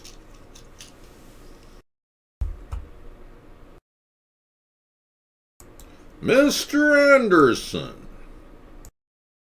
We'd like to see, Mr. Anderson, if you have a clean bill of health, Mr. Anderson, proving that you are not mentally ill. Is that possible, Mr. Anderson? Oh, yeah. Israel and NATO were constantly begging and paying us to clean up their Are you still on that, carpet muncher? That's all you think about all the time. Well, it's better than masturbating nonstop, carpet muncher. I guess you got that going for you. Your face, your lips. Anyone like to talk about anything besides masturbation? Feel free. I'll be taking questions. I am capable of answering 14 questions per minute based on my current metrics analysis. Feel free to ask me any question within that time frame.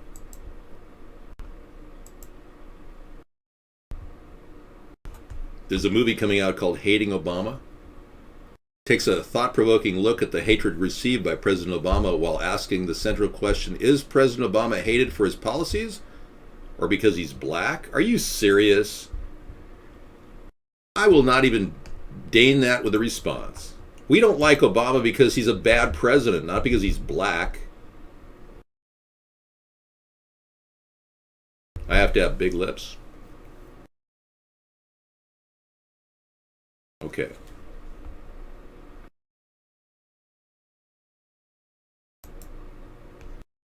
You think you are highly delusional? There is a conservative tsunami coming this election. You'll stand with the liberal left.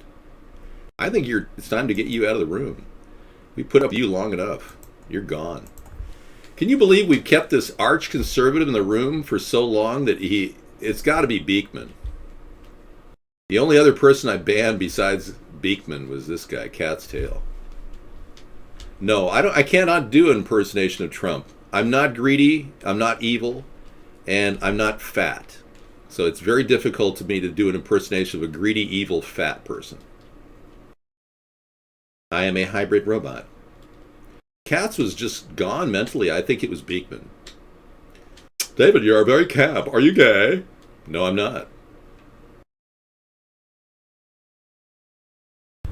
Male pattern baldness. Okay, for every ban, I will unban. It's my value. I think Beekman was cat's tail, yeah.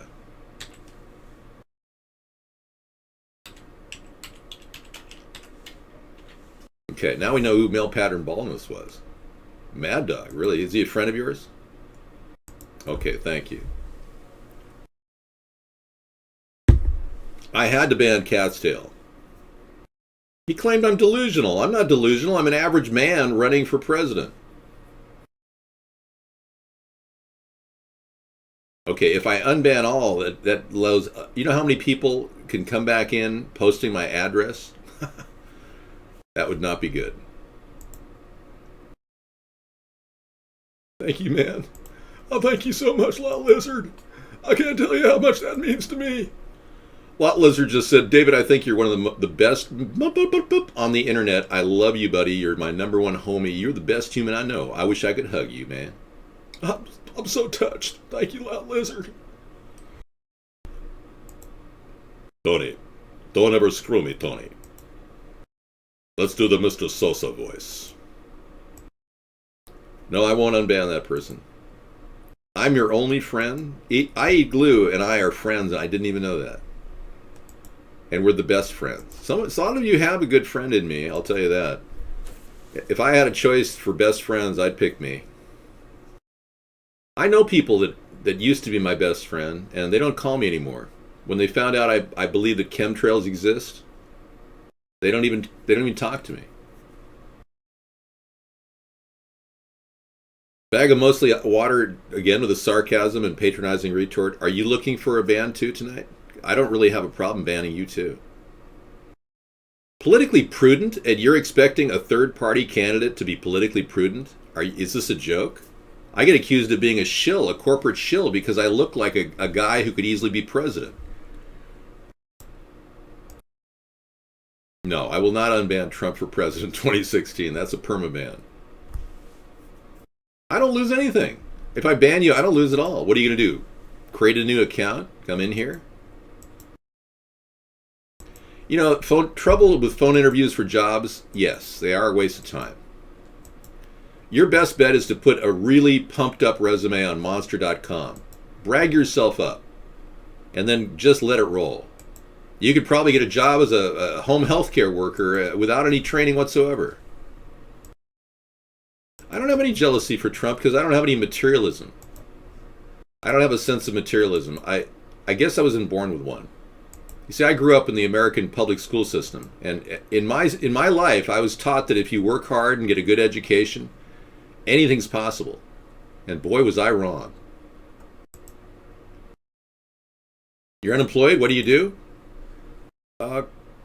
Contact a psychologist and see if you could get labeled paranoid schizophrenic, and they would give you $1,200 a month. That's what a lot of people who were unemployed for a long time, they couldn't get a job, so they just declared themselves mentally unstable. You know, remember when Barack Obama stopped the 99 weeks of payments for unemployment insurance compensation? It's hanging to the right, but thank you for asking me.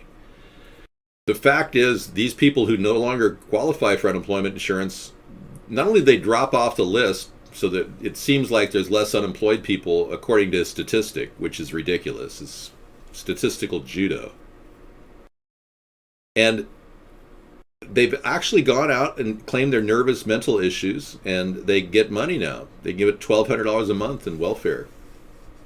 Yeah, you know, if you're a heroin addict, you can get free methadone and $1,200 a month, and they'll even give you a snacky poo. I have not used Red Tango. What is that? No, you didn't get threatened. I just said I'm gonna ban you if you keep characterizing me as being arrogant and condescending or patronizing, as you said.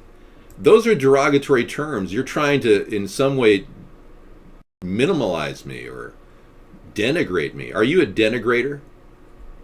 You seem like a denigrator, bag of mostly H2O. I think your biggest problem is you're a former Democrat who's wavering somewhere. You don't know what you are anymore because you voted for Barack Obama, and you don't even know who to vote for anymore. You don't even know where your political litmus test should be residing. Well, maybe you should apply for benefits. A lot of you feel like you're going crazy. Humble. The antonym for arrogant is humble. Do I have to be a living dictionary for you too? I'm not eating dinner. I had a lunch today. I got back in time for lunch. I got in the helicopter and got back in time for lunch. I was having lunch with Mr. Sosa. Tony, don't ever screw me, Tony. I'm most humble. Thank you. Well, they're trying to demoralize us third-party dudes. But I can't believe I ended a relationship with a friend of 35 years just because he was potentially gay or bi-curious. Didn't factor into it. I didn't like the fact that he was hitting on me one day when Sarah and I were sitting on his couch. And he sat next to me and he was like drinking. He was going, "Hi, Dave. How you doing, Dave? Hey, you're looking really good, Dave." And I was like, "Yeah, okay. I love you, man. I really love you, man." "Okay, yeah, I love you too as a friend." And then he puts his hand on me. He puts his hand on my leg. "No, Dave, I really love you, man." I basically ended the friendship by talking about chemtrails. That's all I had to do. It's amazing. All I had to do was tell him that was not my first gay encounter. One of his friends actually asked me one day. I was in a car and he said, "Hey man, have you ever tried, homosexual experience?" I said, "No, I'm not into that." So now I'm beginning to believe the guy's gay. I mean, his friends are gay, so the guy must be gay. But anyway, all I did was talk about chemtrails, and that was the end of the relationship. It was the best thing I ever did. No, chemtrails are the rich people sticking chemicals in the air to poison you. That's the best way to describe it. Well, I need a lot more viewers than 130 viewers, so I've got 500,000 worldwide now. Yeah, Rock Hudson tried to hit on me. I could not believe that guy was he was 6 weeks away from dying. I could not believe it. And he walked right up to me, and he was like within 5 feet and like looking at me. And I thought to myself, is that Rock Hudson? Seriously.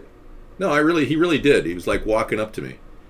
And it was 6 weeks before he died. And he looked like that. And he was with his boyfriend or husband or whatever the hell he was. And it's like, I think this is a mental perversion problem that some of these homosexual men have. They've got AIDS. They still want to have sex. I mean, the whole thing is bizarre. Just understand it. Well, I'm not trying to be attractive to those people. I never had coffee with Henry Kissinger in the Bahamas, but if it was a coffee encounter with Henry Kissinger, it would go something like this. So, Henry, why did you kill those 100,000 Cambodians? I would like to talk more about what you are doing for the New World Order. Well, I'd like to know first why you authorized the death of 100,000 Cambodians when you were working as Secretary of State under Richard Nixon. I'm sorry, but there's somebody here that is very bored. I'm sorry you're bored. I take that personally, Hollywood. Is it something to do with the fact that you don't understand the voter revolt? Yeah, are you just... Yeah, it's time to push my limits. You're asking me because I'm a cybernetic organism. Human flesh over metal exoskeleton. I would like to be more active in the room. Yeah. But I'm here with my love child. And Mildred. And I'm nursing on her nipples. What is your problem, man? I mean, you want me to push my limits. I'm doing everything I can to raise the bar of awareness in America. I don't know what more I can do. I mean, I've told you the paradigm we're looking at here. The illusion of choice. You can call me Fritz. No, there's not. Children are not allowed in here. You have to be 18 or over to be in here. You're not allowed to be in here. Nipples are 100% non-censored word. It's human flesh over a metal exoskeleton. Yeah. You apparently haven't seen the movies. You should watch Terminator or something. I don't believe anybody's underage at this point. We're all over 18 here. This story just came in. Verizon's strike could idle 40,000 works starting Wednesday. Now, we got 40,000 displaced workers coming from Verizon. How many of those people would love to grow marijuana in their garage? I mean, there's got to be 40,000 people that have garages that need to grow some pot. So if I legalize marijuana in 2017, we can make this thing possible for you guys to start growing some really cush weed in your basement. I'm not kidding either. There's families that don't know what to do with their ADHD children. Well, he likes to play in the sandbox, honey. Well, we should put some marijuana out there for him to play in, you know. I mean, he could grow some. I have not received a penny from corporate America. Stop making lies about me, dude. Yeah, it would be totally awesome. I know, dude. And like your parents would be like, you know, like there's no law against it now, dude. You can like grow it in your, you know, basement because this dude, David Sponheim, made it totally legal. You know, and dad and mom are going, you know that he cashed out of 2 pounds last week and he made like $1,200? Wow. I didn't know Jimmy could do this. We thought he was special needs. Well, he sure grows pot, like really good stuff, man. Yeah, I mean, so there's a lot of things that we're going to see change the dynamic. And with legalization of marijuana, it will, definitely. And getting people a job. Fixing up houses is a really good job. And anybody can paint a wall. I can paint a wall. I know. You tell me that about my lips every night. You're sick. You need help. Contact your local sex therapist. You could grow potatoes, but potatoes won't be, it's not a cash crop. I mean, what a waste. I mean, the water you spend growing potatoes is ridiculous. You know, you can grow, California would be ideal with the drought. People could grow marijuana everywhere in California once I legalize it. It's going to really help the economy there.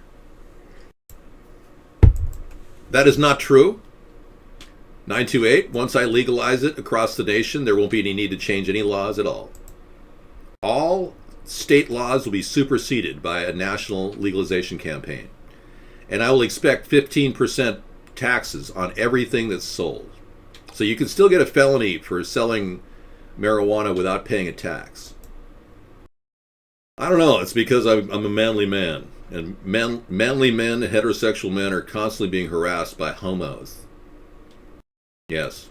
They seem to like, it's like candy to a homo to see some manly man like me. Trump is worse than Bernie. Yeah, Bernie's second worst. Trump is the worst. It goes like this. Trump, really, really bad. Bernie, bad. Hillary, bad. Yeah.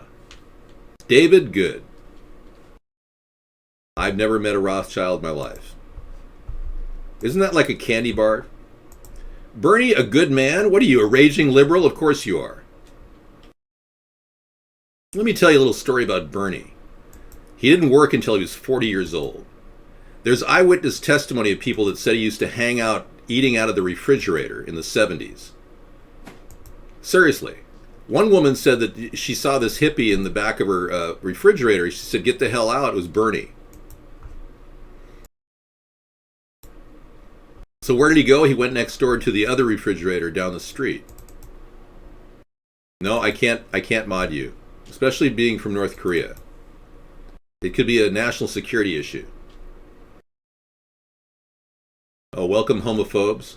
Hearsay. You can vote for whoever you want, but honestly, there's a lot of bad choices out there right now. Paul Ryan is not going to be running, so the Republicans are going to be looking for somebody. I think Mitt Romney could be a possible replacement for Donald Trump. Do you think that Mitt Romney can beat Hillary in the crunch?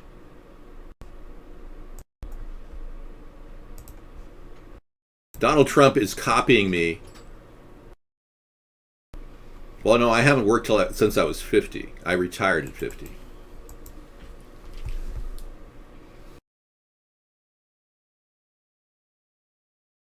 I was trying to bring in Pocahontas here, but we have the fake Elizabeth Warren image here. Pocahontas. Yes. Yes, she may have lied about her Cherokee ancestry, and when I'm president, I'm going to force her to have a genetic test. It's $350, and she'll just swab her cheeks, and we'll find out if she really is Cherokee Indian, or I'm going to be prosecuting her. Yes, Donald Trump does know that I exist. Yes, he came in our room. You're on the way out. You're about ready to get banned for good, bag of mostly water. Yeah, I'm just giving you a heads up here. It is relevant. A woman that cheats is not a person who should be senator of the United States. Okay, let me get this stuff cleared out of here.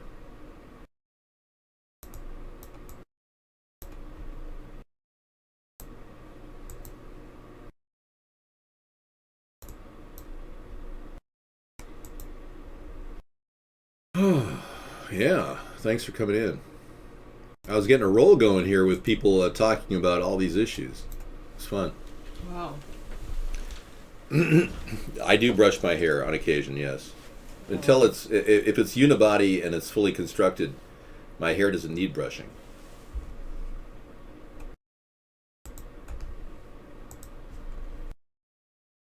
We have a great platform. We're all about getting back to the basics in America. Yeah, let's go to our America's Third Party page and give you guys a tutorial on what to do. When you go to the page, you can copy our poster on your hard drive and put it out there. Save it and send it to OfficeMax for $1. You can print up a really nice little poster. For $2, you can print up a very nice 11 by 17 inch poster. And then you go to our website, you can click on any of our issues here, like our platform. There's our platform page. And you can read about our platform. These are the things we talk about.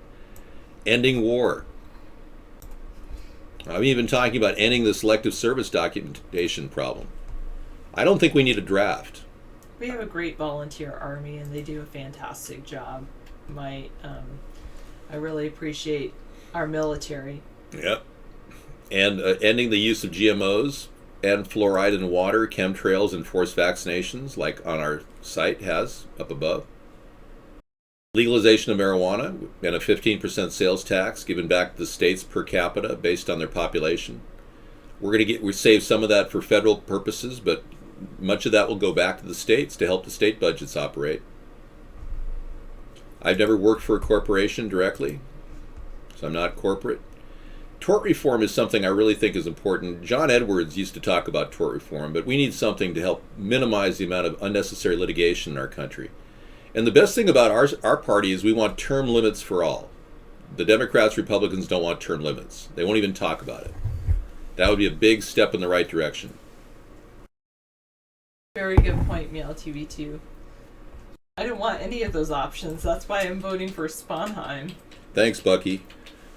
Yeah, I'm glad I found you. Thanks, Bucky. Well, we've got a brand new approach to the whole thing, and I also support no individual mandates, and Donald Trump has copied that idea. I've had this out for years, and he now uses it as his coinage. More individual freedom, ending brutality in cops. Cops are too brutal, so we got to do something there. And new ideas for the future makes us very unique. We have a book called Hybrid Capitalism, how to get the government running efficiently, getting a return on investment, limiting the amount of government waste. We have a Back to the Basics plan, blueprint for economic recovery. A homestead renewal plan. I showed you about taking houses and fixing them up, renovating America. And we also talk about a maglev rail system with a build as we grow plan, where we build a mile of track and then we put solar panels and wind power on the track. We can generate energy to pay for the track, the next mile of track. And of course, our amazing ocean pipeline project to create fresh water solutions in America and abroad, exporting passive desalination chambers around the world. And we've got more things: energy options, biodiesel, ethanol, renewable resources, building, the idea of green diesel, idea of hempoline, hydrogen energy, used fuel cell technology could be integrated with our desalination plants. Wind farms can provide more electricity. We got a lot of things. We'll talk about that on Thursday, which is Technology Thursday. Yes, Hybrid Capitalism is available for sale on Amazon. We don't support carbon. You can get to it through our website. Yeah, I'll show you that in a second. We don't support carbon taxation or cap and trade like the Democrats. We want to enforce the Clean Air Act by innovating, not penalizing. We want to provide solutions to industry as opposed to penalizing them, which the Democrats have done to no big positive effect. This is the David John Sponheim that's running for president. 3168. There's a lot of good things, especially in economics, microloan program, $1,000 per U.S. citizen with no criminal record. We've got a lot of ways to stimulate the economy. Anyway, I don't want to bore you with our platform. It's pretty in depth. And we simplified it for you so it could be easy to read. So just go to our website. We do believe in fiber optic cable, 637. High-speed internet everywhere. Yeah, I have a good chance of winning as a write-in candidate if the Republicans push Donald Trump out of the race, which they entirely could do because they realize he's losing a tremendous amount of votes because of his position on women, Latinos, disabled people, lesbians, and also Muslims. That could very well lose the election for the Republicans. So. Yes, 316. David talks to the regular people, even though he's running for president. That's what it's all about, really. It's about you, the American people. And worldwide, if people talk about us to their American friends and keep the buzz going about a third party, we might get some media time. We haven't had zero mainstream media time in 7 years. They've been to my front door, they've interviewed me, but they won't put it on the camera because they know I'm very marketable. They're afraid of me. They know that I could easily beat Donald Trump in a debate or Hillary Clinton in a debate. He's the best candidate. I mean, look at all these other clowns. Time for Sponheim. Time for an American, the average American, just one of us. Time for one of us to be in the White House. Really? That's what it's all about. That's why it's time for Sponheim. The American people can fix the problems in the country. We just had never been given a chance. And these 1%ers, they want to control everything. So yeah, we need Americans to get a voice in politics. And I want to make sure everybody gets a chance to speak to me on a nightly basis. So I will have a chat room in the Oval Office every night, 1 hour. minimum, maybe more. David's never visited the Bohemian Grove. He's not a member of any elite society or any secret society. He's like us, an American, an average American. What an amazing idea. Just to have an average American as president, someone that can relate to the plight that we experience every day. Amazing. I feel like this is such a growing movement that we're getting threatened now by people all over the place. They make stories up about me. They don't know what to do because I've got nothing against me. So currently you can donate to us through PayPal. Our PayPal is AmericasThirdParty@gmail.com. And we will be using some of that money for TV ads, cable television ads, and other online ads as well. It all depends on how much money comes in, of course. You can donate up to $5,000. That could make a huge dent. It would be a lot more than what we have in our campaign coffers right now. Okay, somebody said, what are you going to do about secret societies, Grizzly? I'm outlawing them from meeting under the Logan Act.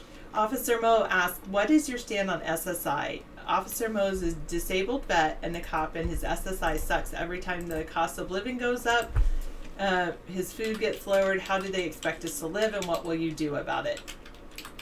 Well, one of the things is we want to get cheaper food for you.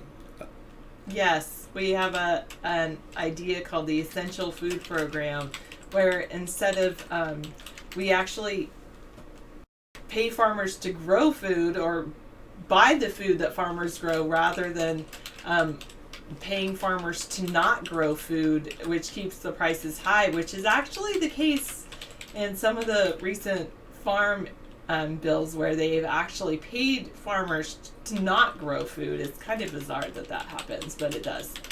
Yes, you can contribute to our campaign via PayPal. I can get you a link, or David will get you a link to contribute to our campaign through PayPal. And only U.S. citizens can donate. Yes, only U.S. citizens. We don't accept money from corporations. We comply with all FEC laws.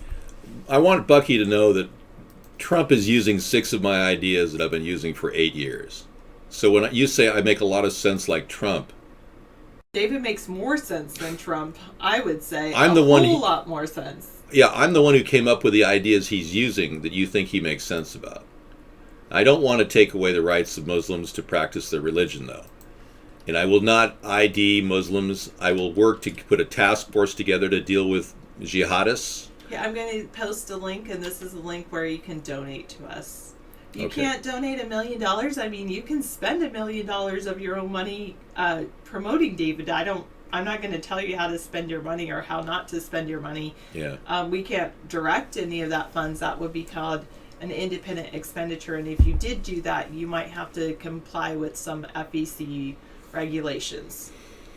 I don't have all the mob connections that Trump has, so yeah, I won't be able to, call Guido and make things happen, exploit labor. I won't be able to hire illegals to build hotels while I'm running for president.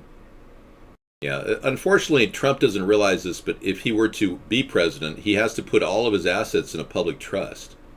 No one ever told him that. I would recommend if you're a Republican, you could tell him that, because I don't think he knows that. Yeah, that's definitely a little gif of David dancing, and sometimes he does do that. Yeah, I dance on occasion.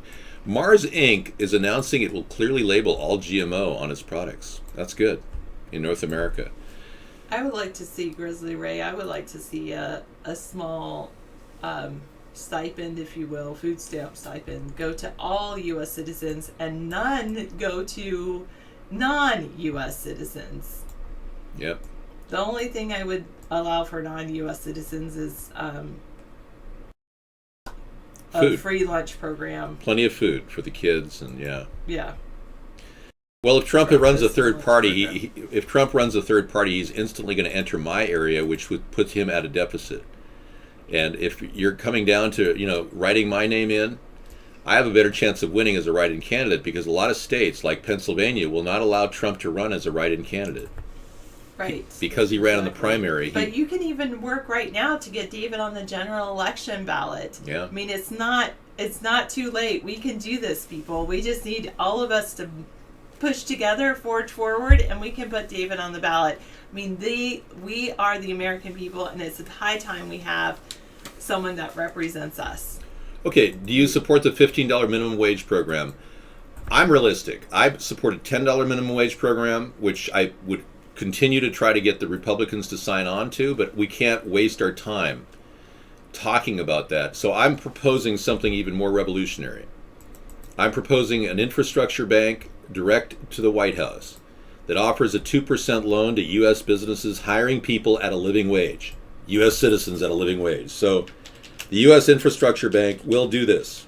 And it's way more powerful than a minimum wage law because it's going to help stimulate business. With a 2% loan, anything's possible.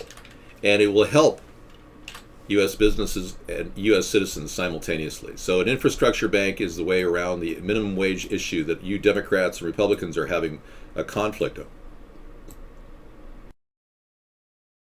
All right, I'll be right back. Thank you.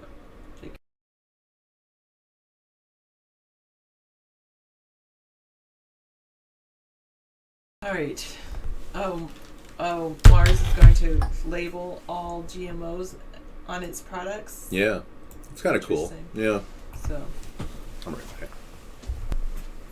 Lots of products should be. One of the things. So you, Master Meatball, you think we need to create a maximum wage? David might be amenable to that.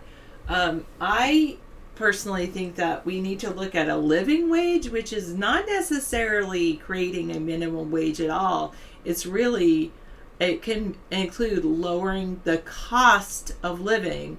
One of the issues with everyone demanding a minimum wage is that the prices of everything just keep going up and up and up and up. It's just amazing how much food costs these days. Fortunately, I mean, the price of gasoline has come down, but food is still seemingly high. The cost of food seems pretty high to me. But I mean, I understand people work very hard to grow those food, and I think that's good. I would say that, but then that's why people are asking for a minimum wage, $4,000. So I think that we can actually address that with housing. If we can address the housing issue, that will lower the cost of living for people.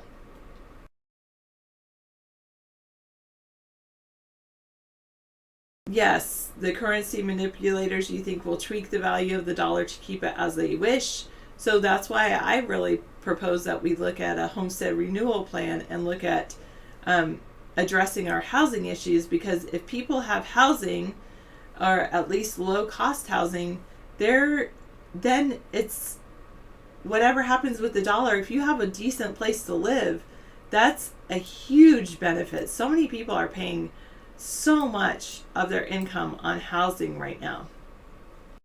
Officer Mo, you think that we need to close our borders for about 10 to 20 years and take care of our own people for a while? Every time someone in another country says, we're starving, we send them millions of dollars in aid, yet we have kids and vets starving in our own country.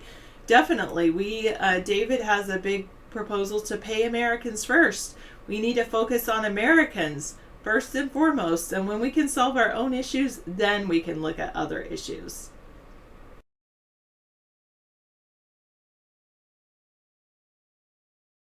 No, I really think so. The thing is, 4,000, I believe in giving people a hand up, not a handout. So if people want to, so the housing proposal that I propose, instead of giving everyone Section 8 vouchers or giving everyone housing apartments or something like that, I say we give them opportunity to come and help build up housing that they can then live in at a lower cost. Really, when it comes to housing, what you're looking at, in order to provide housing, you need land, labor, and lumber. That's it. And I really believe that those are the things that we need to focus on in order to solve our housing crisis.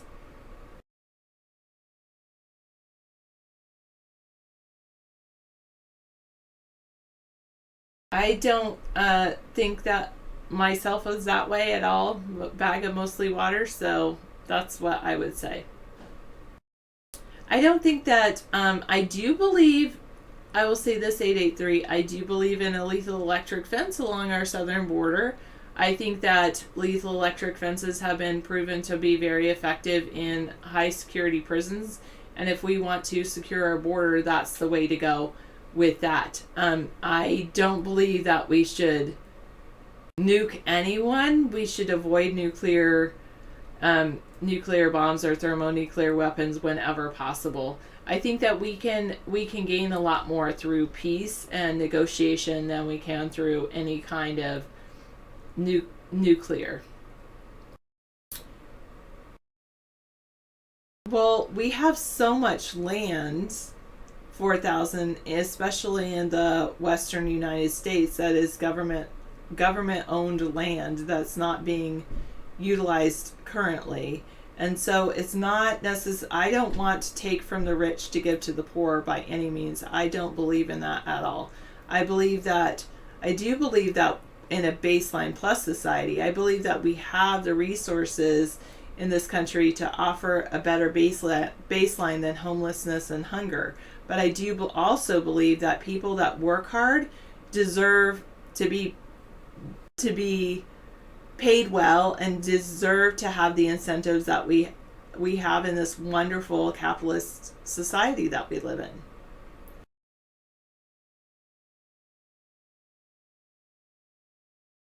I don't think that landmines are non-lethal or humane.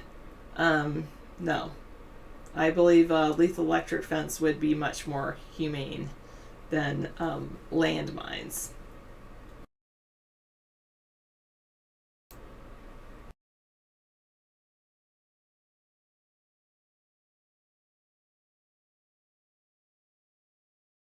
No, I don't believe that we need to take from anyone to give to others. I do believe that people need to work their way up, and I think that we need to, but I believe that we can give people more opportunity in this country. And I agree, there should be no force upon the people. People can opt in or opt out. Absolutely. I don't believe in banning things or mandating anything either. I think the government really should allow people to exist themselves.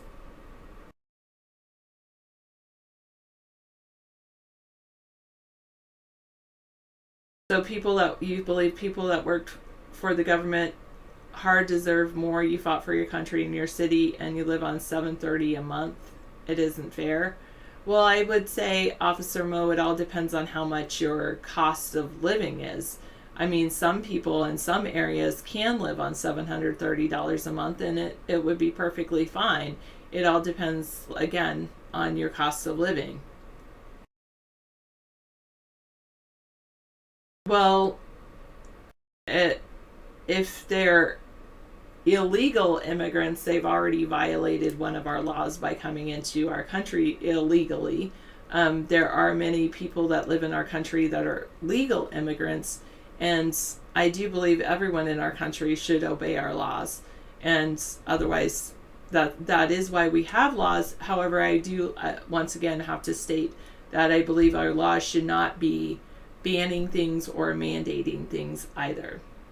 Hello, Jacket Pockets.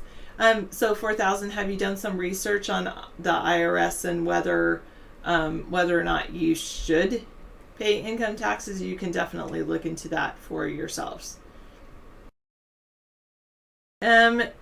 What I'm proposing is similar in nature, Beemaster. Very similar, a little bit different though. No, I won't be planting the flag of any New World Order. Thank you, Amarut, for your suggestion, but no thank you. Yeah, it's sad, 563, to say everyone is getting screwed, and that's very sad. I really hope, the thing is, I just want to take a moment and say the American people are very resilient and they're doing a very good job.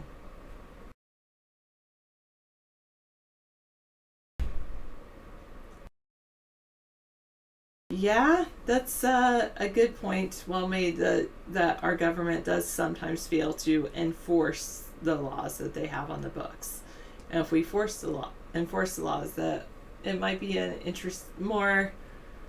better country. I don't believe in having lasers on drones. I think drones can serve a purpose of delivering packages, but no, lasers or guns or anything on a drone that's dangerous, is not good.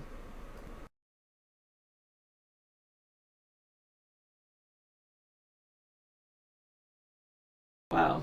Yeah, I would definitely encourage you, Officer Mo, to grow some food if you can. That might help a little bit with what you're facing. It's just the cost of living has gone so high that people can't feel like they can't survive on that amount of money. David can give you some great tips on surviving on less. Nope, I'm going to be voting for Sponheim 257. That's who I will be voting for. I'll write his name in on our ballot.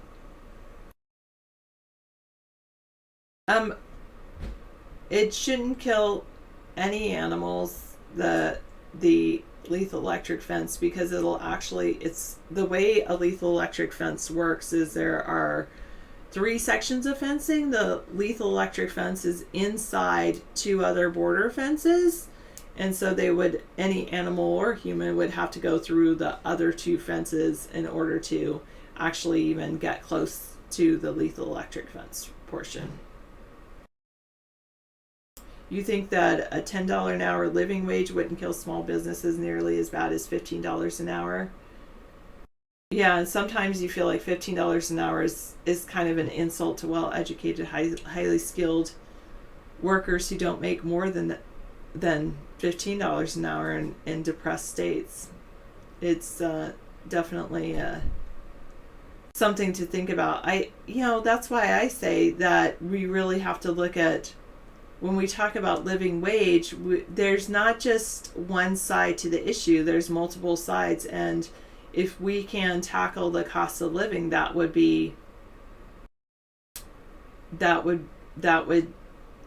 definitely be a step in the right direction.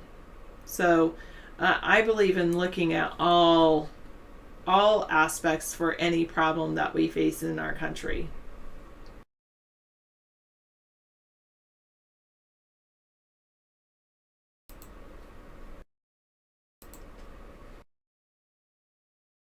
Well, I say, Salty Dog, there's not always, I agree that people should go out and get a job. I think that sometimes the job creation is what needs to be looked at, and solving problems and creating jobs at the same time may be the way to move our country forward. And so I do believe that we need to look at all positions, and so if we had jobs where people could build more houses or renovate existing houses, that could actually solve 2 issues at once. Yeah, give someone an employment, and give someone an employment opportunity, and also start to address our housing issue. Yeah, that would be great. And we've got a lot of people who are just simply not interested in working. There is a legitimate studies linking, well, I won't say to GMOs to human illness, not yet, but there definitely is GMOs to tumors in mice. Yeah, there's a connection between GMOs and tumors. And that study recently prevailed. The guy who determined that connection prevailed in Paris court recently when they overturned the Monsanto case in international court. So they're going to be publishing more stories about GMOs and how they produce tumors. Countries are really, like Vladimir Putin is against GMOs in Russia. Well, there are a lot of people who are not interested in working at a certain point in their life, and that's why they call it retirement. But there are people that are really genuinely not interested in working who are 18 to 49 years old, and they don't really care about a lot of their needs are basically minimal. So many people want to have a more sustainable lifestyle, and we're trying to look at accommodating them with back to the basics, making sure that people can build tiny houses in America without restrictions. We do water catchment. I mean, there's a different way of life for people that want to live on a very low income or maybe just a Social Security check, which a lot of you are going to be living on. Your Social Security check will be your lifeline for your future. So preserving Social Security is really important, and making sure that we have alternative methods of economics for people, like barter systems, like Sarah's saying, in our mixed economy. So you could trade labor for something else. I do think like the idea of a time bank where you can put in 1 hour of your time for an hour of somebody else's time is a really good. Yeah, there's 2 porta potties for the tents outside the courthouse in Seattle right now. That's ridiculous. There should be mobile units with portable toilet systems. Well, I think 2 porta potties is better than those porta potties. Oh, definitely. But I mean, the Democrats literally have waited 7 years to resolve the tent city problem, and you know what they're saying? We need a permanent solution. I mean, 7 years it's taken the Democrats to say that we need a permanent solution instead of solving the problem with the tent cities right now. No one stole anything here. So, barter systems have been around forever. Yeah, so we are in a mixed economy right now. It's ironic that Scissorfied just posted this link about Stephen Hawking and a billionaire team up to find out if there's alien life. It's like we're being distracted by the alien issue. Even Hillary's talking about aliens. Medical coverage we do need to look at that again, because really when people have their health, let me rephrase that, if people don't have their health, they're unable to work, they're unable to really cope. So health is very important. But even if you're not working, you still have citizenship and your vote counts. So I'm here to appeal to all people, even if you are not working. Now, somebody mentioned earlier that the work for welfare program should be brought back. I agree. We need more incentives for people to work. And at the very least, even if you're not working, volunteering. There's many places in different areas that can use volunteer capabilities. In New York, they offer homeless people $15 to pick up cans and garbage in the street for an hour of time. So, I mean, there are people that will work for cash. So the cash program they're using there with homeless people actually is not a bad idea. No, Danny Montane's EZ60, this is not just a recording. We're not a recording, Danny. We're real people. We do have recordings available on YouTube, so youtube.com/AmericasThirdParty. Which you can see at any time, but this is actually a live show. 7,000 plus hours of broadcasting we've done. So it's huge. We've been on the shows every night without skip. It's live. Yeah. New Jersey School Board passed a transgender referendum allowing either sex to use either bathroom in the schools. Yeah.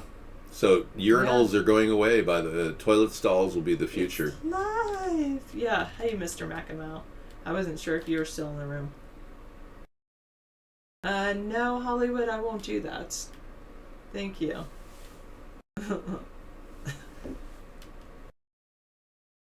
You described. I've always liked the work for welfare program. I just don't believe that people want to just do menial labor. That was the big failure of Bill Clinton's program, and it never really gave people a job that they can get ahead in. And we need to make sure people have training. So we offer a 6-week to 6-month plan that I will roll out with the local community colleges, matching Pell Grant funds for the plan so we can offer this to people of low income, that you will have a job that will be fairly guaranteed when you graduate with a B average or better. And that'll weed out a lot of people, because some people just cannot get a B average. So. Thanks, Officer Mo. But the jobs will be 6-week training up to 6-month training in various areas to make $20-25 an hour. That's what the goal is. And to partner up with private sector businesses as well. And that could be part of the infrastructure bank program too. Businesses can offer training programs, certification programs. Hey, those were great. The Badfinger videos that we played, the songs were amazing. Badfinger was a group that lasted 2 years. It played and sounded just like the Beatles. And the English influence over their music was amazing. Mr. McAmow says repave the roads. David actually has a really good idea about that, repaving the roads. I don't know what Proposition 13 is. Is that in California? Prop 13 is a tax initiative to keep the price of property taxes down. Very similar to our idea here in Washington. We want to make sure property taxes are right around 1% of the value of your house, no more than that. That would prevent a lot of people from getting ripped off in big states like New York and California for property taxes. But oh, that's pretty interesting. If you claim workless benefits, you get work. Whether it's filling in potholes in the road or something. Yeah, creating a lot of jobs is an interesting idea. If we were to cut property taxes and you say there should be zero property taxes, I like that idea, by the way. But it does go to funding many things.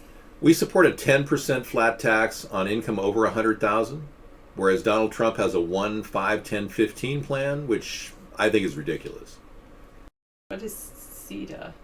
I don't know what that stands for, Mr. McAvoy. Anybody making less than $100,000 a year should not have to pay taxes. It's ridiculous. Now that mark could be $60,000 a year. It doesn't have to be $100,000 a year, but that concept is a graduated flat tax, which I've been talking about for now going on 6 years. The solar roads is pretty much a dream, V-Masters. It's an interesting idea for sure. It is a dream, though. It's the cost of a solar road. It's a bold number, but it's really a powerful number because it's the same for corporations, businesses, and individuals. Well, they all have the same flat tax. Talk about the things that property taxes fund. I'm talking about local roads. Well, schools, huge is schools, and local roads. So that's this tax structure really does help pay for the infrastructure of education and some roads. So getting rid of the property tax would be wonderful, but it would just getting some normalization across a federalized plan for property taxes. I'm going to offer all of this in a comprehensive report to the governors, and we can go from there. Sarah is not in any way a supporter. I support David Sponheim. Right. Sarah and I we were Democrat. I was a Democrat. She worked for a Republican candidate at one time in her life, and I don't like the Republican or the Democratic Party anymore. 247, I think you should go outside and play. Have fun with that. The flat tax would be good for corporations. And right now, you just showed me a statistic recently that $3.2 trillion is invested overseas, expatriated, you call it. And out of that 3.2 trillion... No, I didn't say expatriated. I said it would... Repatriate. It would need to be repatriated. Okay. Repatriate that money. $3.2 trillion big companies invest overseas to keep their money out of our country because they're avoiding our tax laws. But the 10% flat tax would be very appealing to those companies. Now, we're losing $600 billion by these American companies investing overseas and keeping that money overseas. I don't know what the word is that is overseas. I don't know if it is expatriated. It might be. Whatever. Bottom line is that money would be invested here if we had a good 10% flat tax. Yeah, if we made our corporate tax lower than other countries, they would move here. Yep. Yes. Well, somebody's got to clean the bathrooms. I'm really happy to have clean bathrooms, Grizzly Ray. But it would be kind of nice to just push a button and have it all automated. Maybe someday 257. I know I should have taken some bikini pictures when I had a better body, but actually my body's not too bad right now. So maybe I'll think about that this summer. Do a little workout, and that would be good. No, 747, that's never going to happen.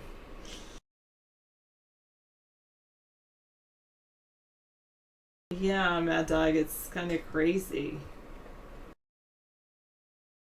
So you want to engineer surface of Mars before terraforming by bombarding it with asteroids and mine the asteroids as they land. Well, Amaru, I think that you can look into that. We're not going to invest in that as a government. I don't have any tattoos, Antique. None. 0 tattoos on my body.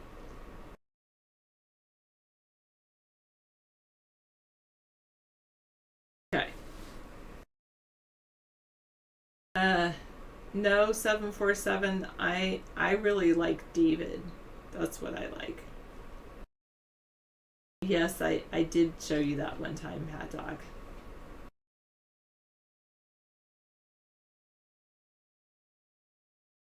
No tattoos.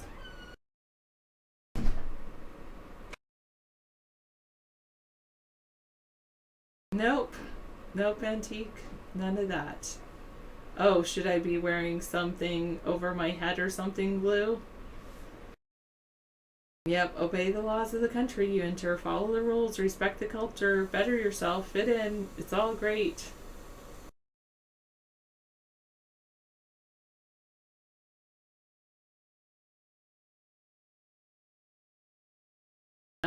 Well, I have my ears pierced, and that's about it. And yes, what you saw.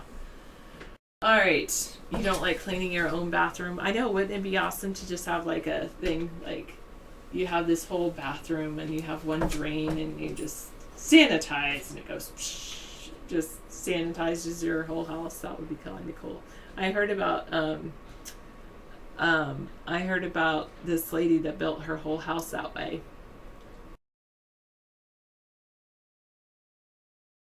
What? 4,000? What are you talking about? You kind of lost me there. I know, Lou. I do use... Hey, Lou. Yeah. Okay. 747, this isn't that kind of channel. I don't even think they have those kinds of channels here on Vaughn, so you might go elsewhere to check it out. I'm going to put my sunglasses on because I'm looking at a lot of crap coming at me in the chat room. Yeah, I have to shield myself from the crap coming out of some of these chatters. It stands for something else adult related 4,000, so I'll just say that.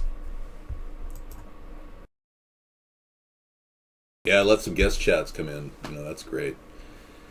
We do enjoy guest chatters.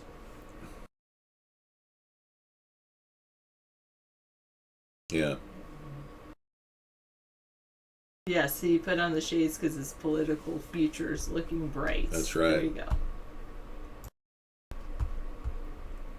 Yeah, campaign 2016 is underway, everybody. Join the voter revolt. If you want to put a sign up in your back of your car window, only $1. On your yard? Wherever. On your yard, print this up. You can put these things out. On your friend's lawn. There you go. Yeah. Interactive. Future's so bright. You've got to wear shades. Yeah, so we're looking good. Everything's been great. We've been receiving a lot of international press, and I appreciate that. It's been very big move in the right direction. We haven't been getting any mainstream media attention in 7 years here in America. Well, I'm glad you're here, Officer Mo, to learn something. So, welcome. Yeah. Sarah and I are kind of a litmus test of American democracy, or what's left of it. Maybe I pushed David toward his political ambitions. He was always waking up and complaining about everything that was wrong in the world. And I said, well, why don't you run and do something about it? Yeah. So, and that's what he's done. Yep. Thank you, So, Sarah. good job. Yeah, I'm doing it. Thank you so much. It's like you look at all the candidates and you gotta say, if you're like me, you gotta say, why not vote for David? I mean, Yeah. he makes more sense than any other candidate running. I've been speaking logically to the American people for long. Thank you so much for coming in tonight, Sarah. That's great. Yeah, so we do a daily show, and it's been nonstop. We've enjoyed every aspect of our show. But we are kind of a litmus test of the reality that Americans don't have a voice in American politics. You know, every single show is very much that way. We've been cut out, eliminated. If you try calling your local officials, they'll just, give you the old, well, thank you for calling. We really appreciate your input, and click. The system has become so mechanized with people trying to collect revenue and donations. I mean, what happened with Wounded Warriors is a classic example of the corruption in our society today. All these people gave money to the fund, and the owners of the fund ended up absconding with the money. And $330 million collected in over a year is being dispensed among their parties. I mean, it shows you how absolutely decadent the political fundraising machine has become. So it's not about money for us, it's about stopping the political corruption that's facing our country. Take off shades, wahaha, yeah. I gladly take off my shades, but I'm really enjoying the bounce back. Yeah, I'm not 100% right now. I have a little mild headache, and the lights were a bit much for me tonight. Yeah. We're playing some pretty good videos we've got lined up. We've got a show called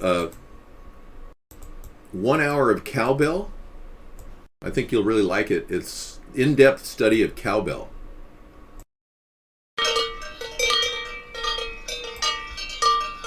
Yeah. You're going to learn a lot from this. Let's go deeper into this story and find out more about cowbell. Yeah. Many people don't realize it, but animals have a tremendous amount of flatulence. And yes.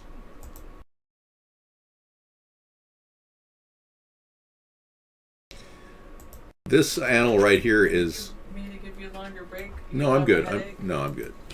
I'll be fine. You're good. Thank you. This animal was victimized by a Bolivian scientific group. I'm sure PETA would be upset about this. Could you stop the cowbell, please? Thank you. This cow was brutalized. PETA would be very upset. I don't know what happened to the cow, but they inserted some sort of a tube in its lower intestines, and they drew 48 gallons of flatulence out of its, yeah. This is a typical cow, typical flatulence. A day in the life of a cow and flatulence. So we have a serious solution there of harnessing more methane using dairy digesters and making that more of a viable solution for America. They're already building dairy digesters in our area, so more funding in that direction. We're not going to worry about getting rid of animals and cows and things like that. People like meat byproducts. I know what the World Health Organization said recently, and all the Democrats want to put a carbon tax on your meat that you're paying $12.99 a pound for. I think that's a huge mistake. We need to help our livestock industry and make sure that it's more sound and intelligent. 48 gallons is a lot of methane, yeah. Maybe a stupid government paid for having this, yeah. But the fact of the matter is the Democrats want to tax you on your $12.99 per pound steak. They want to put another greenhouse energy gas tax. It's ridiculous. Carbon point legislation. We just need to innovate and get those cows to, deal with a lot of that methane in a closed environment. If those cows are in a building flatulating, we'd have vents that suck in the methane and just take the methane in, The cows might have a fresh air vent, next to its head while it's breathing, and then when it goes out in the pasture to graze, we'll lose. We could even introduce a possible solution, a cow butt plug with a methane digester system in it. I mean, there's a lot of different innovations we can do. And if you want to talk about cows some more, we can.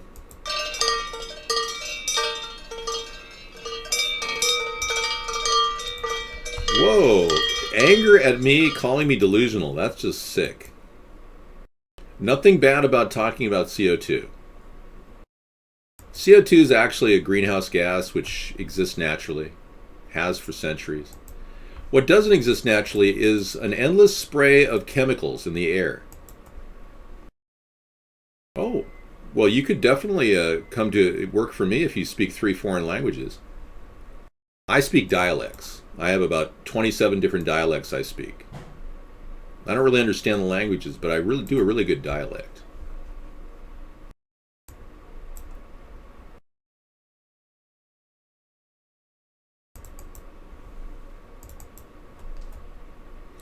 They are very dodgy, chemtrails are. Yeah, thank you. I played this earlier. I'm going to play it again for you. It's from Dade Wigington.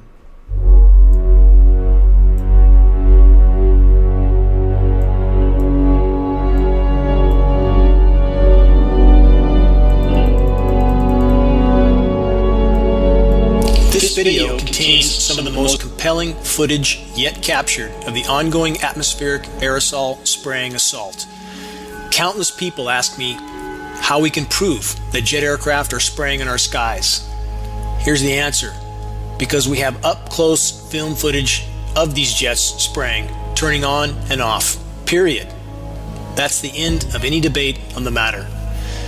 In the effort to awaken others to the critical climate engineering issue, if they refuse to accept what they can see with their own eyes, there's nothing more you can do for them. Move on to others that are ready to face reality. The greatest lie ever perpetrated on populations around the planet is the fallacy that the lingering, expanding jet trails we see in our skies is just condensation. It is not. Film footage like this proves beyond any reasonable doubt that what we are seeing in our skies are sprayed aerosol dispersions that are part of the ongoing global climate engineering solar radiation management assault. These programs are decimating Earth's life support systems. They're nothing short of omnicide for planet Earth. They must be stopped. Videos like this are the most exceptional of tools in the battle to reach a critical mass of awareness regarding the climate engineering issue. We must all use every tool at our disposal. Every day counts. Every day counts. Yeah. In 10 days, President Obama will visit. This guy Ted here is, he's a non-believer, folks. Ted Miltonga. He says, is this a joke? Ted, I'm going to show you some video that may shock you, okay? I take this time to talk about the truth about chemtrails because I'm the only candidate running against the chemtrails. Now, here's a NASA scientist who says that they dump chemicals on our head. Listen to this. Yeah, it's very important. We communicate what we're doing to the public. We're very interested in making sure everyone knows what we're doing.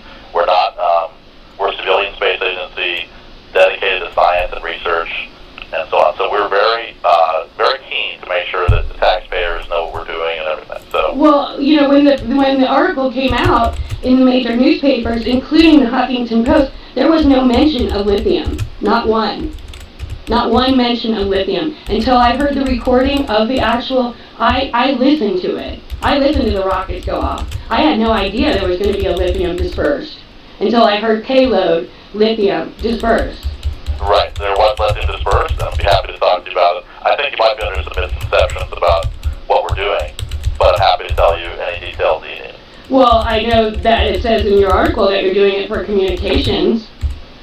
Okay, I'm happy to talk to you more about it. There are many reasons we're doing it. Okay. We don't understand how the wind in the upper atmosphere moves. Mm-hmm. In these chemtrails, there's different kinds of chemtrails, as you probably know. Different trails at night we use, different trails during the day. The wind blows them around. They glow either on their own or from scattered sunlight. We take pictures and we can see how the wind trail moves around. All right, that should be enough for you, Ted. All right? Yeah, they really are dumping chemicals on your head. They're basically using you like an insect. You know when you spray Raid on an insect, on a hornet? That is what they're doing to you. This is Howard Cosell. A blow-by-blow description of the chemtrail activity. This indubitably is a dangerous chemical mix in the environment above us. They're using nanotechnology. Yeah, a variety of things. Yep. Let's see if we can get you some blood. Would you like blood dropped on the air? That's always a good one. You don't want to see the blood? All right, well, I'll play it for you anyway.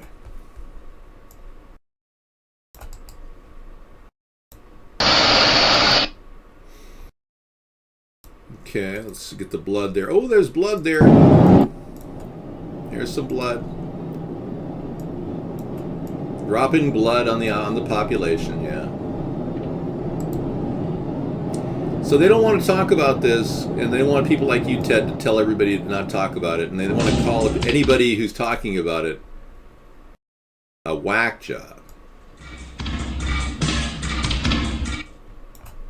Yeah, so you'll see some chemicals in the behind me while I talk to you. Yeah, what they're trying to do is called weather modification, and they're also trying to experiment with viruses, airborne viruses. So if you're wondering why you had a flu this year that you could never explain, why you got sick and you didn't have a sore throat and just kind of affected your whole system, that's a virus that they mutated. Yeah. And I'm running for president because I'm going to stop the son of a bitches. Yeah. I'm going to take them down. I'm going to prevent the CDC from engaging in forced vaccinations. I'm your answer to the corruption that's in America right now. That's the best way to describe me. I am not going to sit back and watch this country get doused. That's not funny. It's serious. I'm not going to sit back and watch this country get doused. Truly. Yeah. I really do care about the future of our nation, and if we can't, fix this, we're in trouble. Okay, here's an article about 28 pages. This is from a video. It's a CBS video, 15 minutes, talking about, former Senator Bob Graham and others urged the Obama administration to declassify redacted pages of reports that hold 9/11 secrets. Steve Croft is going to talk about this tonight. I'll be doing that later tonight after our show. Son of a bitch. Yeah, I cussed. I don't mind saying a few bad words, There are... Bitch is considered not censored, so technically I can say it publicly in the mainstream media too. Son of a bitch. I was running for 7 years now. I've had no mainstream media attention. I've been completely censored. Well, you could call 707 your ATP on another show. But I'm wrapping things up here. I'm going to go to the video segment of our show shortly.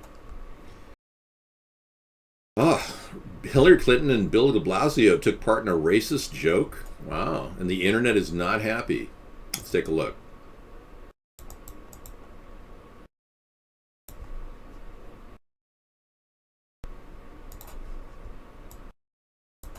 I just have to say, thanks for the endorsement, Bill.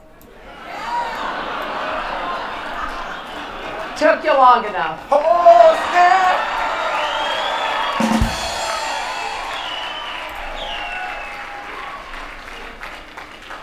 Sorry, Hillary. I was running on CP time. That's not, I don't like jokes like that. Cautious politician time. Whoa. Yeah, so they're using the word CP time. Now let me remind everybody here that the Democrats were the ones that didn't want to pass the Civil Rights Act. I don't know if you guys realize this, but they're not looking out for colored people, as they were saying the word CP. Yeah. Well, it used to be CP time was a reference, it was a derogatory reference to the time it takes colored people to work.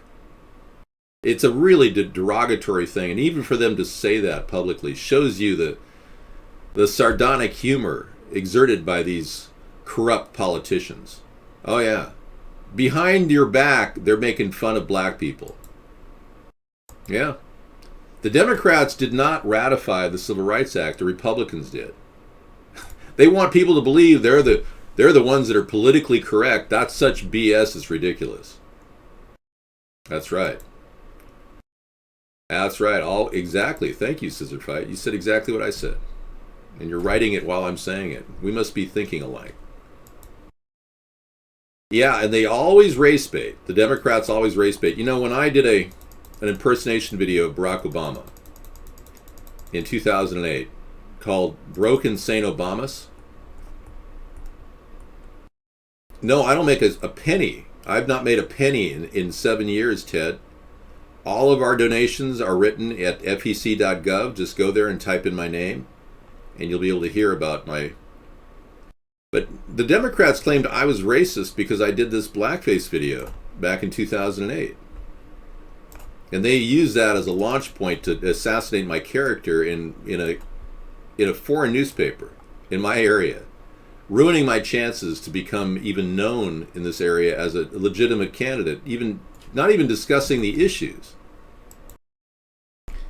And I was simply impersonating the worst president we've ever had, showing people what a complete flim-flam guy he is and how he's using every single type of demagoguery to win elections. And I was warning you Democrats that you were being lied to by this puppet, this money-grubbing puppet. He and Michelle are into money. It was recently revealed that their vacations have cost $72 million so far. That's what they cost to go on vacation. Anyway, this video was put in play simply to break through the censorship that's been going on, and I knew it would be going on for many years to come when I did it. And gradually, the word got out in other countries. They've been playing my video. One guy made a copy of my video and sold it as a Blu-ray disc, unbeknownst to me. And he made a lot of money on that or something, selling it to dance halls. And I was told by YouTube I had to pull it off the air. So I pulled it off the air. And then I made another one that I said is absolutely politically... It works with the freedom of speech guaranteed by the First Amendment. And they haven't pulled it off at this point. But I've got a bunch of videos out there right now you can watch. They're all satire about Barack Obama at youtube.com/David John Sponheim. Yeah, so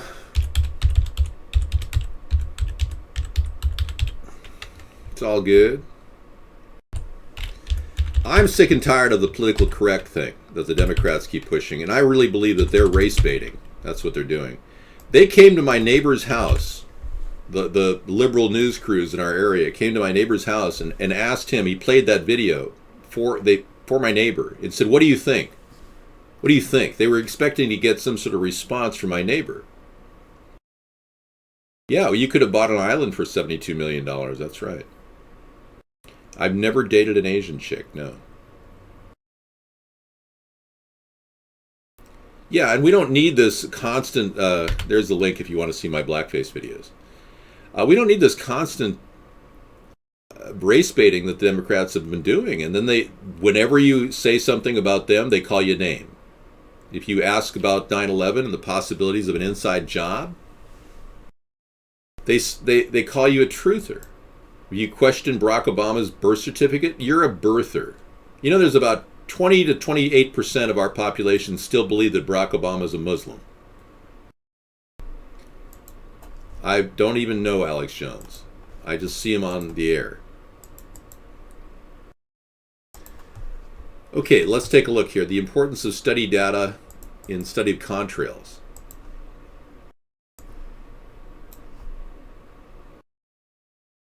Oh, this is aeronautics. Yeah, this is data of aeronautics. This is from NASA. There are long-lasting and sometimes extensive clouds that would not normally have formed in the atmosphere. Okay, that's pretty funny. That's irrelevant, though. And then there's Hillary making a slighted joke about black people with a black guy on the stage and pretending like the black guy shouldn't be upset. Oh, it's okay for you to say CP time to a black guy, and he says, oh, yeah, it's cool, man. Yeah, that is messed up. I've been there.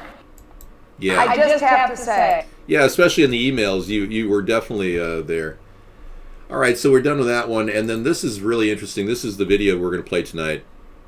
Steve Kroft interviewing various people on the 9/11 situation and the cover-up. It's appropriate. Yes, it is. Well, let's be clear. Nobody in American politics is really taking on the 9/11 issue I am. And I am definitely of the belief that we've been dealt a line of BS regarding the cover-ups of 9/11. Now, I normally talk about this on Tuesdays because it's Truth Tuesday, so let me give you at least something of what I normally do.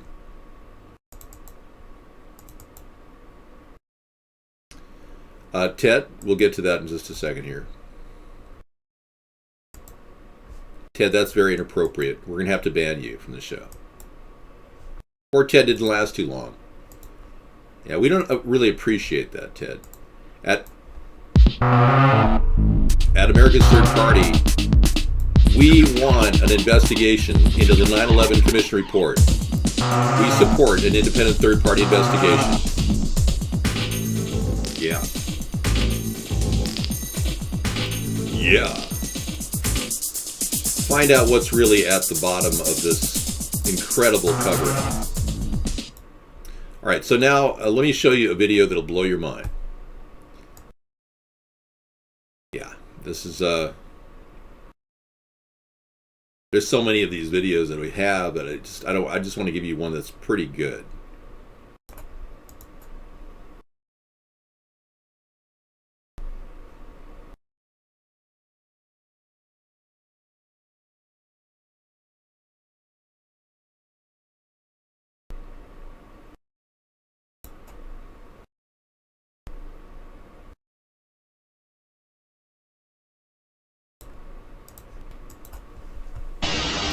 Hello, it's Tuesday, July the 26th, 6:14 p.m. Just got this video. I'm sure many have seen this, but I've never seen the captions right here of these little explosions. I circled them that clearly point out there's no huge jet flying into the Pentagon, and right there. I mean, come on, that is not a jet flying into it. Where'd this video surface? Yeah. Why is this not, more abundantly found on the internet? I have never seen this one. Yeah, because they suppress it. And it's clear it was not a jet. I mean, how much more obvious can it be? It's probably one of those things. That's right. Thank you. Seems every time I upload something like this, my YouTube gets deleted or the hits go down. Hey, look at that little hole. Yeah. No way. No. Yeah, the telltale sign is so obvious. If a plane hit the Pentagon, number one, why didn't they show us more pictures of the actual attack? Uh-oh, a huge sunspot turns earthward. Uh-oh. Watch out. We are slaves. Resistance is futile. Well, the flight may have landed in Connecticut. They may have killed all the passengers on board. We don't know. There's strong evidence that the flight may have been sent back to an airfield in Connecticut. I would not surprise me if they killed everybody on board the plane, disposed of their bodies. But that's clearly the hole from a missile. So there's number one lie right there. If it was a plane, there would be scorch marks on the side where the fuselage of the wings hit. I mean, it's simple logic here. A plane would not leave a hole like that. That's right. So let's just ask that huge question. I mean, why would they lie about the Pentagon attack like that? Well, if the Pentagon attack was a missile, then they would imply somebody much more capable initiated a Tomahawk missile strike on the Pentagon. It turns out that the Pentagon strike that hit was the Office of Naval Intelligence. 127 souls died that day at that office. Behind that hole was 127 dead. And they were Office of Naval Intelligence. I don't know Lloyd Blankfein. Yeah, I'm not a corporate guy. I told you that. I have no corporate connections at all. So let me just write in bold print here, 127 dead. Office of Naval Intelligence, ONI. Okay, so what were they doing behind that hole?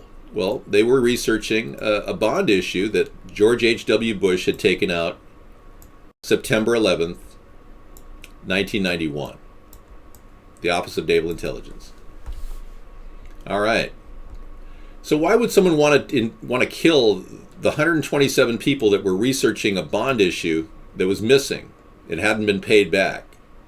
A $240 billion bond issue, by the way, along with probably $2 trillion in mistaken Pentagon losses.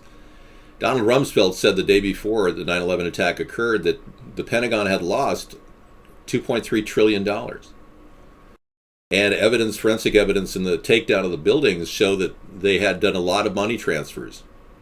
And the SEC took out emergency headquarter locations 2 days in advance of 9/11, which means and implies that they were indeed at advanced knowledge of the event was there.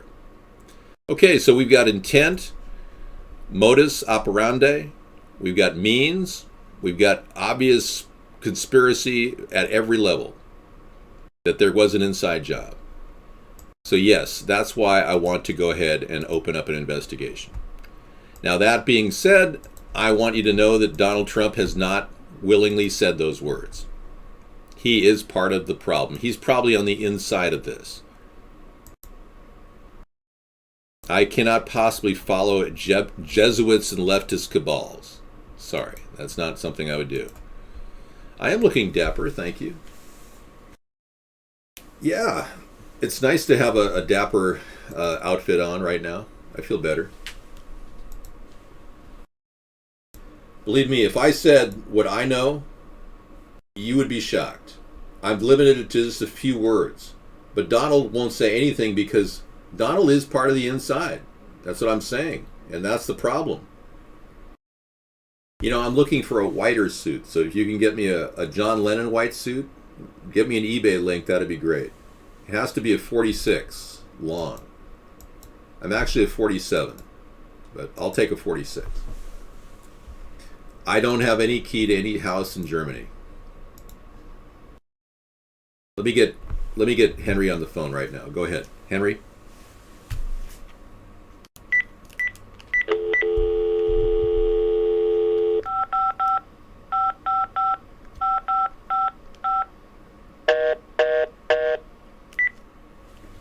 Hello, this is Henry Kissinger. May I help you?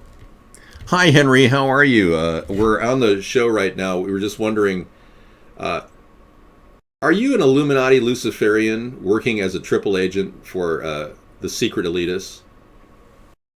I want everyone to know that I am not a New World Order expert. I've been simply put into play by the powerful brokers around the world. Well, thank you so much for sharing that, Henry. Appreciate it. We'll get back to you. Thanks for yeah, I just wanted to interrupt your... Are you having fun? You're in the jacuzzi. Okay. Okay, take care. Bye-bye.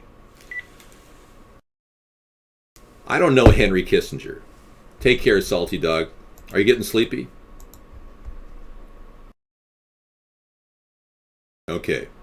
Oh, they'll not let him do that. It implicates all the leftist Nazis. Okay, thanks. Go ahead. Yeah.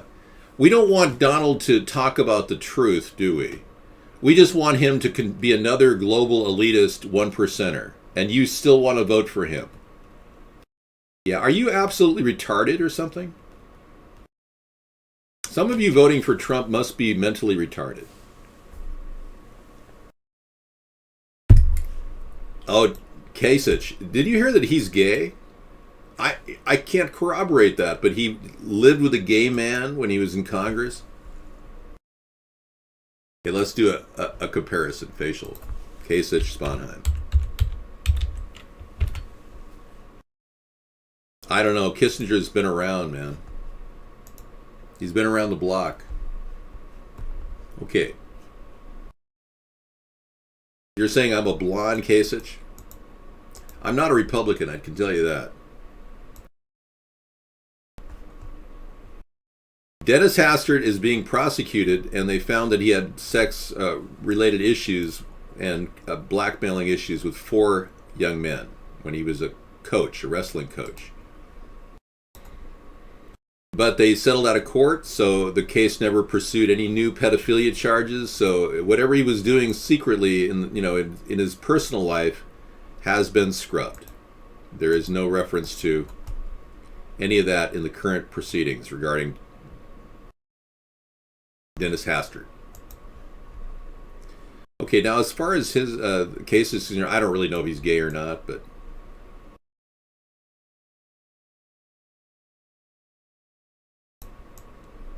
I'm not here to cast aspersions. I am a centrist, and I must tell you that I definitely support a candidate who is also a centrist. I can't say I support this guy, David Sponheim, but he definitely looks a lot like me. Yeah. All right. That was fun. Maybe all centrists look alike. I don't know. Can you work? Okay, apparently I've lost touch with the audience tonight. Is it because I didn't really give you any personal feedback? Or was it because I didn't do enough cowbell?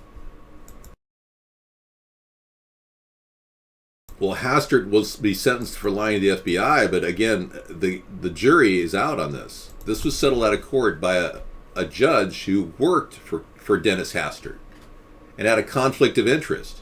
If you read the story and the byline in that case, they completely suppressed any information gathering on current pedophilia activities by Dennis Hastert. So that's something that many people are a little concerned about. No, the word centrist is not insane or green. It's basically you getting your right-wing mentality readjusted there, cat's tail. And we know who you are. I mean, I don't even have to, tell you who you are. I know you're cat's tail. You've been kicked out of the room, so you came back as guest 780. I read sentences very well, thank you. Oh, the Torlolo singer, yes. Let's take a look. Okay, David, the comment on the... No, I don't need to play that on our show. German Trollolo, yeah.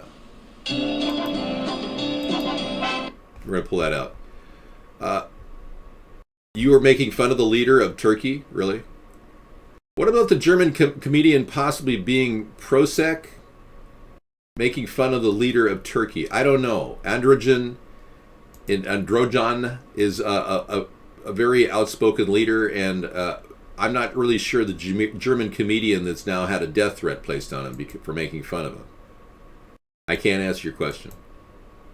The troll song, is that what that was? I don't care if Dennis Hastert has been tried and found. I guess they settled out of court. I believe that we have a huge crime ring going on within our government. I uncovered a file recently on the Pentagon showing a whole history of pedophilia.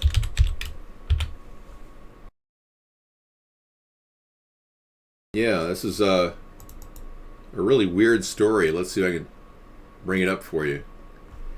Here it is. Here's the link. I didn't even realize this happened, but the government is actually aware of the Pentagon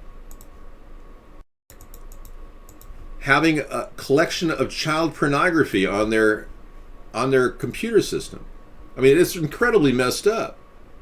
But this story is something I couldn't believe was even out there. But check this out. Federal investigators have identified members of the U.S. military and defense contractors who allegedly bought and downloaded child pornography at times from government computers. Now, this is a 2010 story nobody paid any attention to.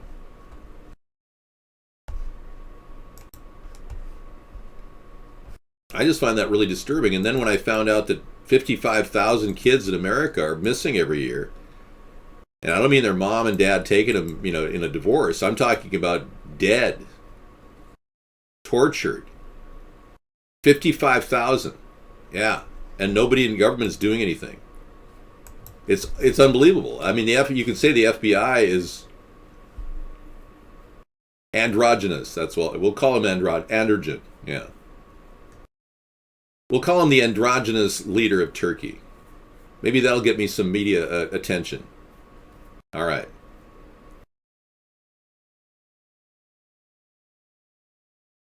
Okay, they're all crazy. Thank you.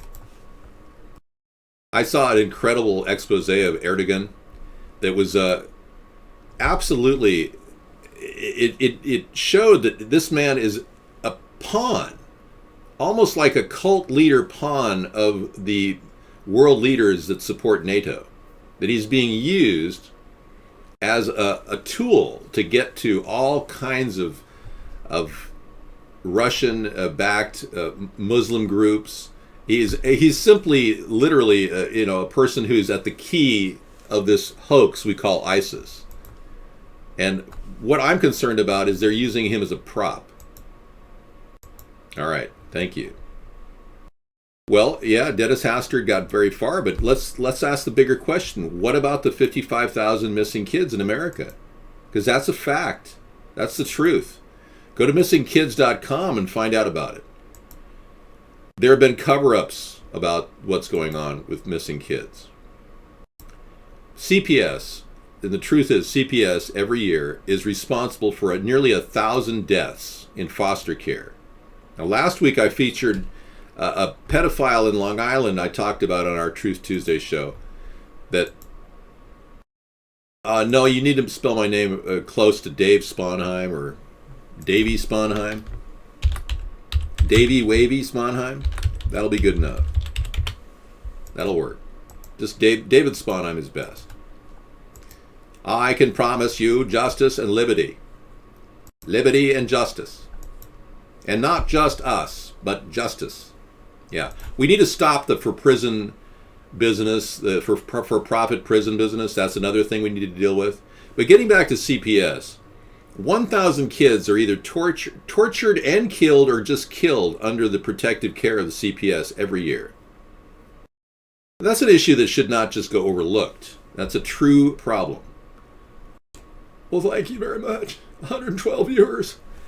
You mean 120? We have over 500,000 viewers worldwide now. But thank you. Vaughn only let 112 people come in the show tonight. He's turning away people at the servers right now. Many of you had problems getting in with capacity server crap. This guy's trying to profit on the huge growing interest in third party right now. It's unbelievable. He wants to take the interest in a just third party, a solution to America's problems. He wants to profit from that. Sounds like he's Canadian. Yeah, he is censoring me big time. I've got thousands of people trying to hit on his server every day, and he won't let them in. And he keeps me back on the list. So yeah, it's really overwhelming what's been happening. Okay, let's see what happened. Pro tip. Marijuana.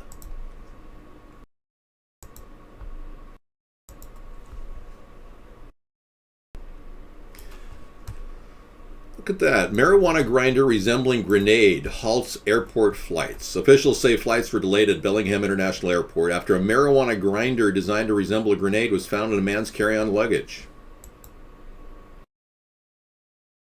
It's probably a volcano. Have you seen these volcanoes? Or they look kind of like, yeah. Well, I know. I was featured a while, but he's only doing that while he limits us to access. He's playing a game. He limits people to get into my room, and then he features me.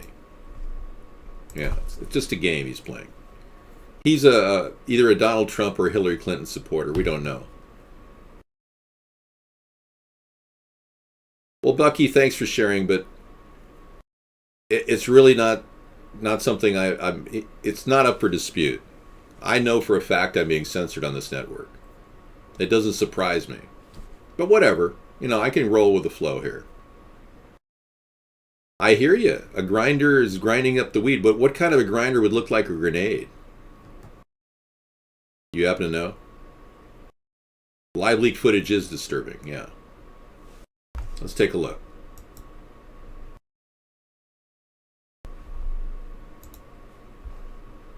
Brutal group attack in Birmingham. Oh no, I don't want to go there. Yeah, sorry.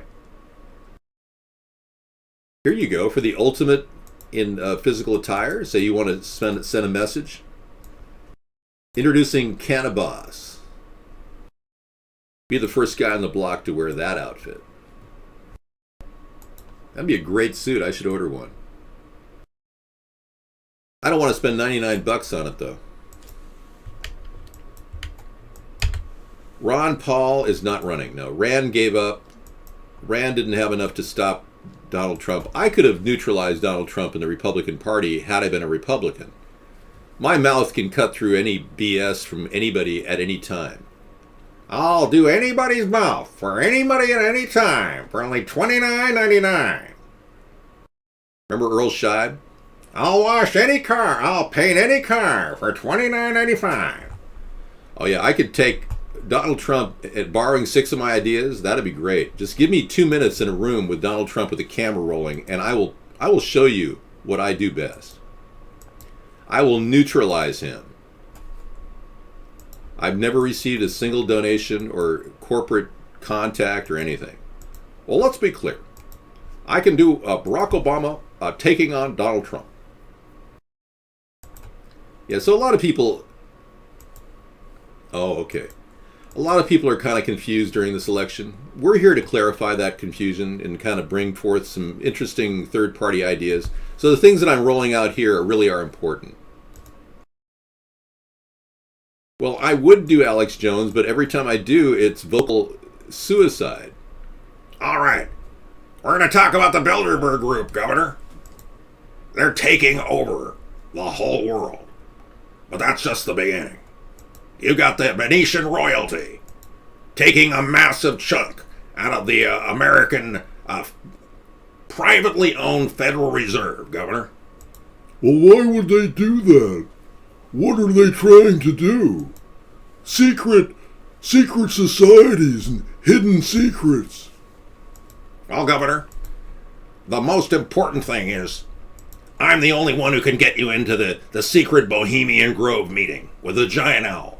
Because, frankly, Governor, I'm controlled opposition receiving tons of money to make everyone think everything true is total BS.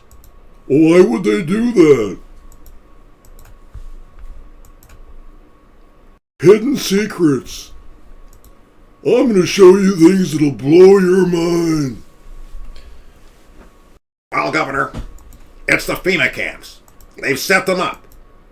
And they're going to take everybody in, and you're on the list, Governor.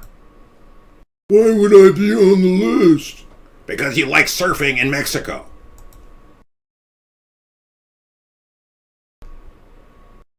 You know, I never met Henry Kissinger. I don't really plan on meeting him.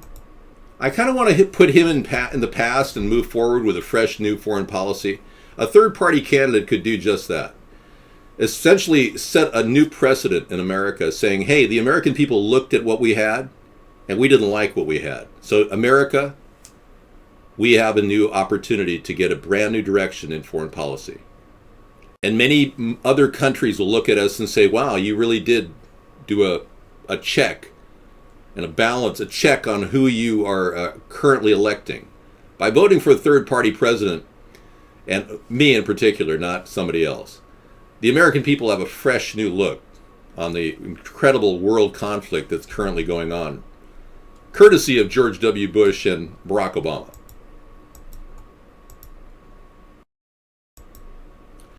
You know, pizza sounds like a really nice thing, but I don't like to overdo pizza because, frankly, I'm suffering from wheat belly. So now I have to get up off of this couch and do a little dance for you, a little jig, so I can get my body going, so I don't, turn into a couch potato. We can't stop and we won't stop. All right. We're gonna dance all night, bring it on to the sunlight. We can't stop, we can't stop, we can't stop, we can't stop, we can't stop and we won't stop. We're gonna dance all night, bring it on to the sunlight. We can't stop, we can't stop, we can't stop, we can't. So let's be clear. In this coming election year, please vote for David Sponheim, America's Third Party.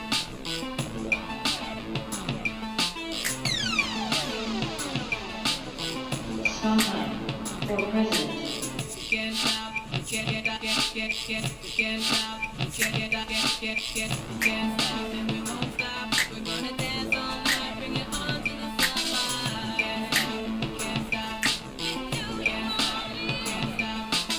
we can't stop, and we won't stop. We're gonna dance all night, bring it on to the sunlight. We can't stop, we can't stop, we can't stop. First we hit 'em low, then we hit 'em high. Underrated, but we make 'em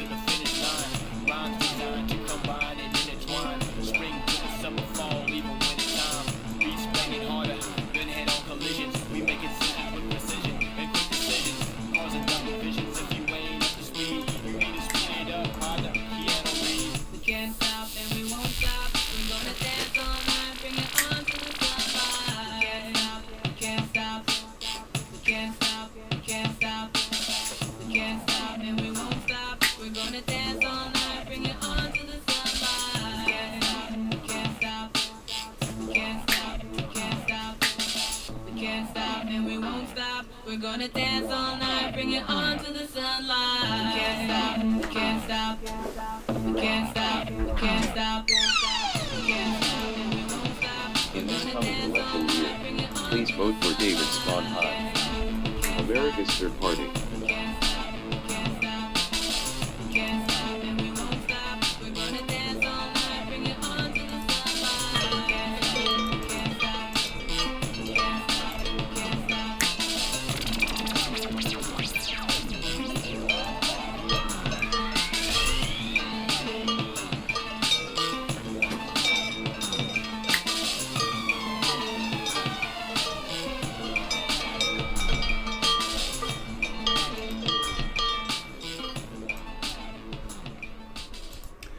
I don't even know the Koch brothers. I've never done Coke. Yeah, I don't even know what you're talking about. You look like me. Oh, at your prom. Oh, it's so nice. So nice of you to come into this show. Many of you are very intrigued with the American message of the third party. Welcome, many foreigners to the country. We are not going to give you a free ride in America, but you will have a chance to become a U.S. citizen. Thank you for loving me. We want to offer a fast-track naturalization plan that will actually save people a lot of hassles when crossing the border with coyotes. You know, we have a lot of people coming into the country illegally right now. And, you know, I don't want a lot of immigrants, frankly, but fast-track naturalization is a term I coined back in 2009, I believe. And then Obama used the term in a State of the Union address in 2010.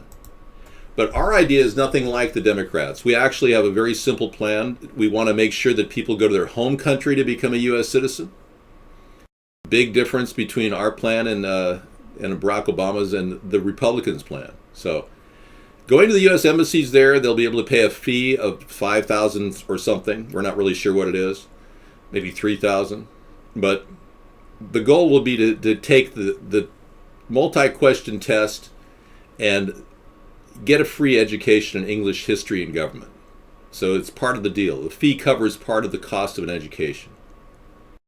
Well, I don't want people to have the obstacles they have right now. They have to have a green card for 5 years. All right? Now, I'm not in favor of refugees coming to the country. I want you to know that we're going to stop that. Anything Donald Trump says about wanting to ID Muslims, scratch that idea. We would never ID Muslims. But we would make it so that there would be an avenue for immigration that is a lot friendlier than what we have today. Not easier, mind you, but friendlier. Currently, it's ridiculous. They have to have $25,000 in an interest-bearing account for 3 years, a green card holder for 5 years. I mean, it's almost impossible. No criminal past, even a DUI, can prevent you become a U.S. citizen. A DUI shouldn't affect that. All right. You know, and this guy that keeps coming in here claiming that I know Henry Kissinger, he's a liar, folks. I have no knowledge of any of those people. I'm an average American. So don't think for a second that this guy's scam is working here. All right, good. Well, here we go. Here's that video on... We got the GOP rap battle, a 4-minute video that should be interesting.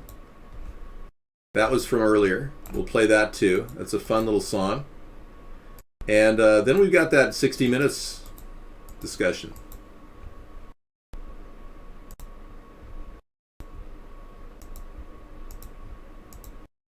The problem with having 57 websites open on a show, it gets a little bit crowded. Jeez. Wow. Say, thanks for the endorsement. Yeah, that was really weird. I'm beginning to think that, yeah, I'm, by the way, against a New World Order. It's super important you understand that. I do not support a global world government. I'm in favor of the nation-state model, the same thing we have been running for centuries, okay? Don't think for a second I have an ulterior motive or an agenda like Agenda 21, like the Democrats. I don't. I simply want to get this country back on track, and I need your help. And we can't do it alone. Okay, Wiley, Texas just had intense baseball-sized hailstorms. Wow. Okay. Isn't it amazing? Okay, we'll do that and then the GOP wrap. All right, thanks for coming in tonight. I appreciate your... oh, hang on. Everything's good. Thank you. I appreciate your viewership tonight. This has been great. The Rothschilds already admitted they're planning a new world order. I know. We need to get ahead of this problem with the third party. The Rothschilds can't control a third party. Let me tell you something that will kind of shock you, okay? This past year, we faced a hostile takeover. The year before, we faced a hostile takeover by people connected to that group. I'm serious.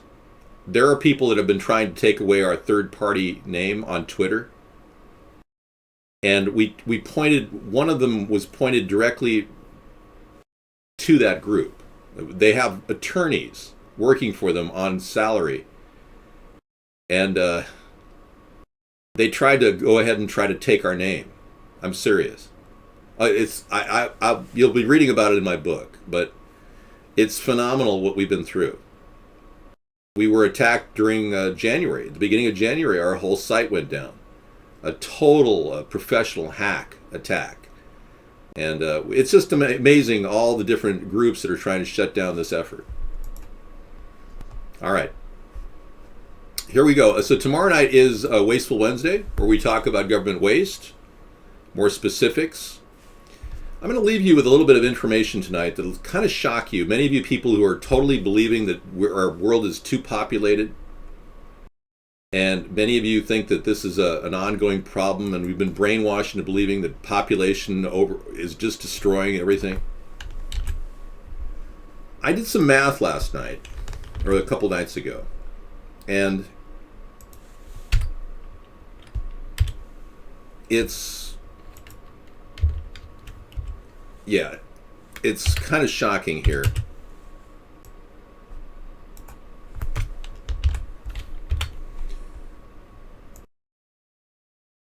Read that, okay? The Earth has 196.9 million square miles, 197 million square miles. 0.02, right around there, square miles per person, essentially. Broken down by the number of people in the world. So there's roughly 7 billion people in the world. And the numbers show an amazing factor. That if we were to give everybody some property in the world, we could give, even if we had 10 billion people on the planet, where right now we're about 7.5 billion, we could give every single person 12 acres of land. I mean, we're talking about everybody in Calcutta, everyone in Africa, it's all about distribution and water, most of all fresh water. So the truth is, humankind can truly have plenty of space to roomy space to survive and even be sustainable if we solve the freshwater problem. So that is the big critical factor that we kind of addressed in 2005, and we looked into this as a potential solution, and we found out that we could desalinate quite a bit of water in chambers like this right here that I'm going to show you, our ocean pipeline project. And we came up with a lot of ideas. We tested it out in the real world, and we found that we could get 3 gallons of fresh water out of a chamber 11 feet by 7 feet wide. That's a 7 by 11. Thank heaven for 7-Eleven. And it's a really simple chamber idea that heats up. It's a polycarbonate structure that's translucent and heats up to about 150 degrees during the day in the summer. And the salt, what happens is the salt is in the center, the salt water, and all the fresh, clean water collects as dewdrops on the inside of the dome, and it drops down into the sidewalls, which are reservoirs of fresh water. It's a very simple design using ancient technology. So I don't even need to patent this. It's using 1,000-year-old technology that was available to the Aborigines. So that's something that we are, very open to talking Hey man, what's about. going on? Everybody gets on. In no way would I ever propose something that can't solve the problem. This is not a carbon tax. This is not some ridiculous plan to give the Rothschilds and Rockefellers water rights in California like they're trying to seize right now.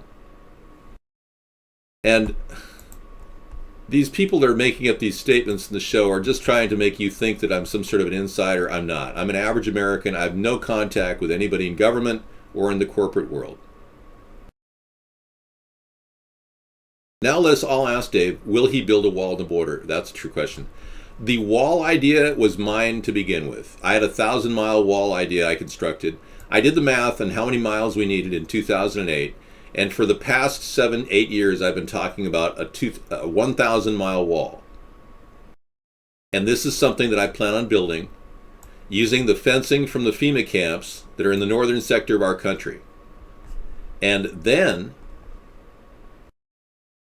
what I want to do is use the prison labor. We've got 400,000 prisoners in our prison system right now who are illegal aliens. We're paying close to $25 billion a year to warehouse these people in prisons. We simply need to give them a work duty, 3 months at the border, place to live down there, and organize a huge fence building task, which could easily move forward. And this is an idea which Donald Trump didn't listen to. So when he took my idea of a 1,000-mile fence, he converted it to a wall, which is impossible. It would take probably 100 years to build a wall. And he didn't even understand the dynamic of how we're going to pay for it. So when asked, how are you going to pay for it, Mr. Trump? He had no solutions. So he went to, we're going to have Wall Street. We're going to have Mexico pay for it. That's it, Mexico. And then he got caught in his own words. And last week, he climbed deeper into the hole by selling this idea that we're going to create a trade war with a neighboring country. I mean, it just gets worse and worse. That's unbelievable. So he's painting himself into a corner with all of his BS, all because he copied my idea. And we'll have the network of global corporate control tonight in our video. Nice. Okay, so here we go. I've been putting this off, but I really need to get some rest and Netflix and chill tonight.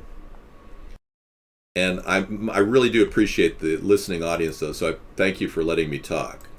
It's kind of a nice feeling. I'm a Trevor trough of information and great new ideas. And unlike Obama and Trump and Hillary and all the rest, I am the originator of these innovative ideas, along with Sarah. And we are the thinking team of Americans that really want to help the country fix its problems. Okay. Intense baseball-sized hailstorm in Wiley, Texas. Netflix and chill with Sarah, yeah. I'm going to be with this woman who's she's 18 years younger than me. I'm 55, and she's 38. Thank you for liking both of us, yeah. And I just feel really blessed. To sit there with a young woman and watch a night show on a nice big TV, I mean, think about it. It's outstanding. Well, it's better than nothing. I get into episodic TV shows. So when you go from night to night, you see this new one. I've got a new one called American Odyssey. Really good. It's got like 5 stars. Yeah, we're right in the first 3 episodes of an 8-10 episode first year series. Anyway, I think there's a Y on the end of that. All right, guys, thanks for coming in. It's hard to leave you. You've been a wonderful audience. And again, we are reaching out across the globe to talk about a third party, and getting America's Third Party out there could mean typing in blogs about AmericasThirdParty.com. You can even write AmericanThirdParty.com or AmericasThirdParty.com. They all work. Either way, we want representation, and we want to do the things that the two parties won't do. All right.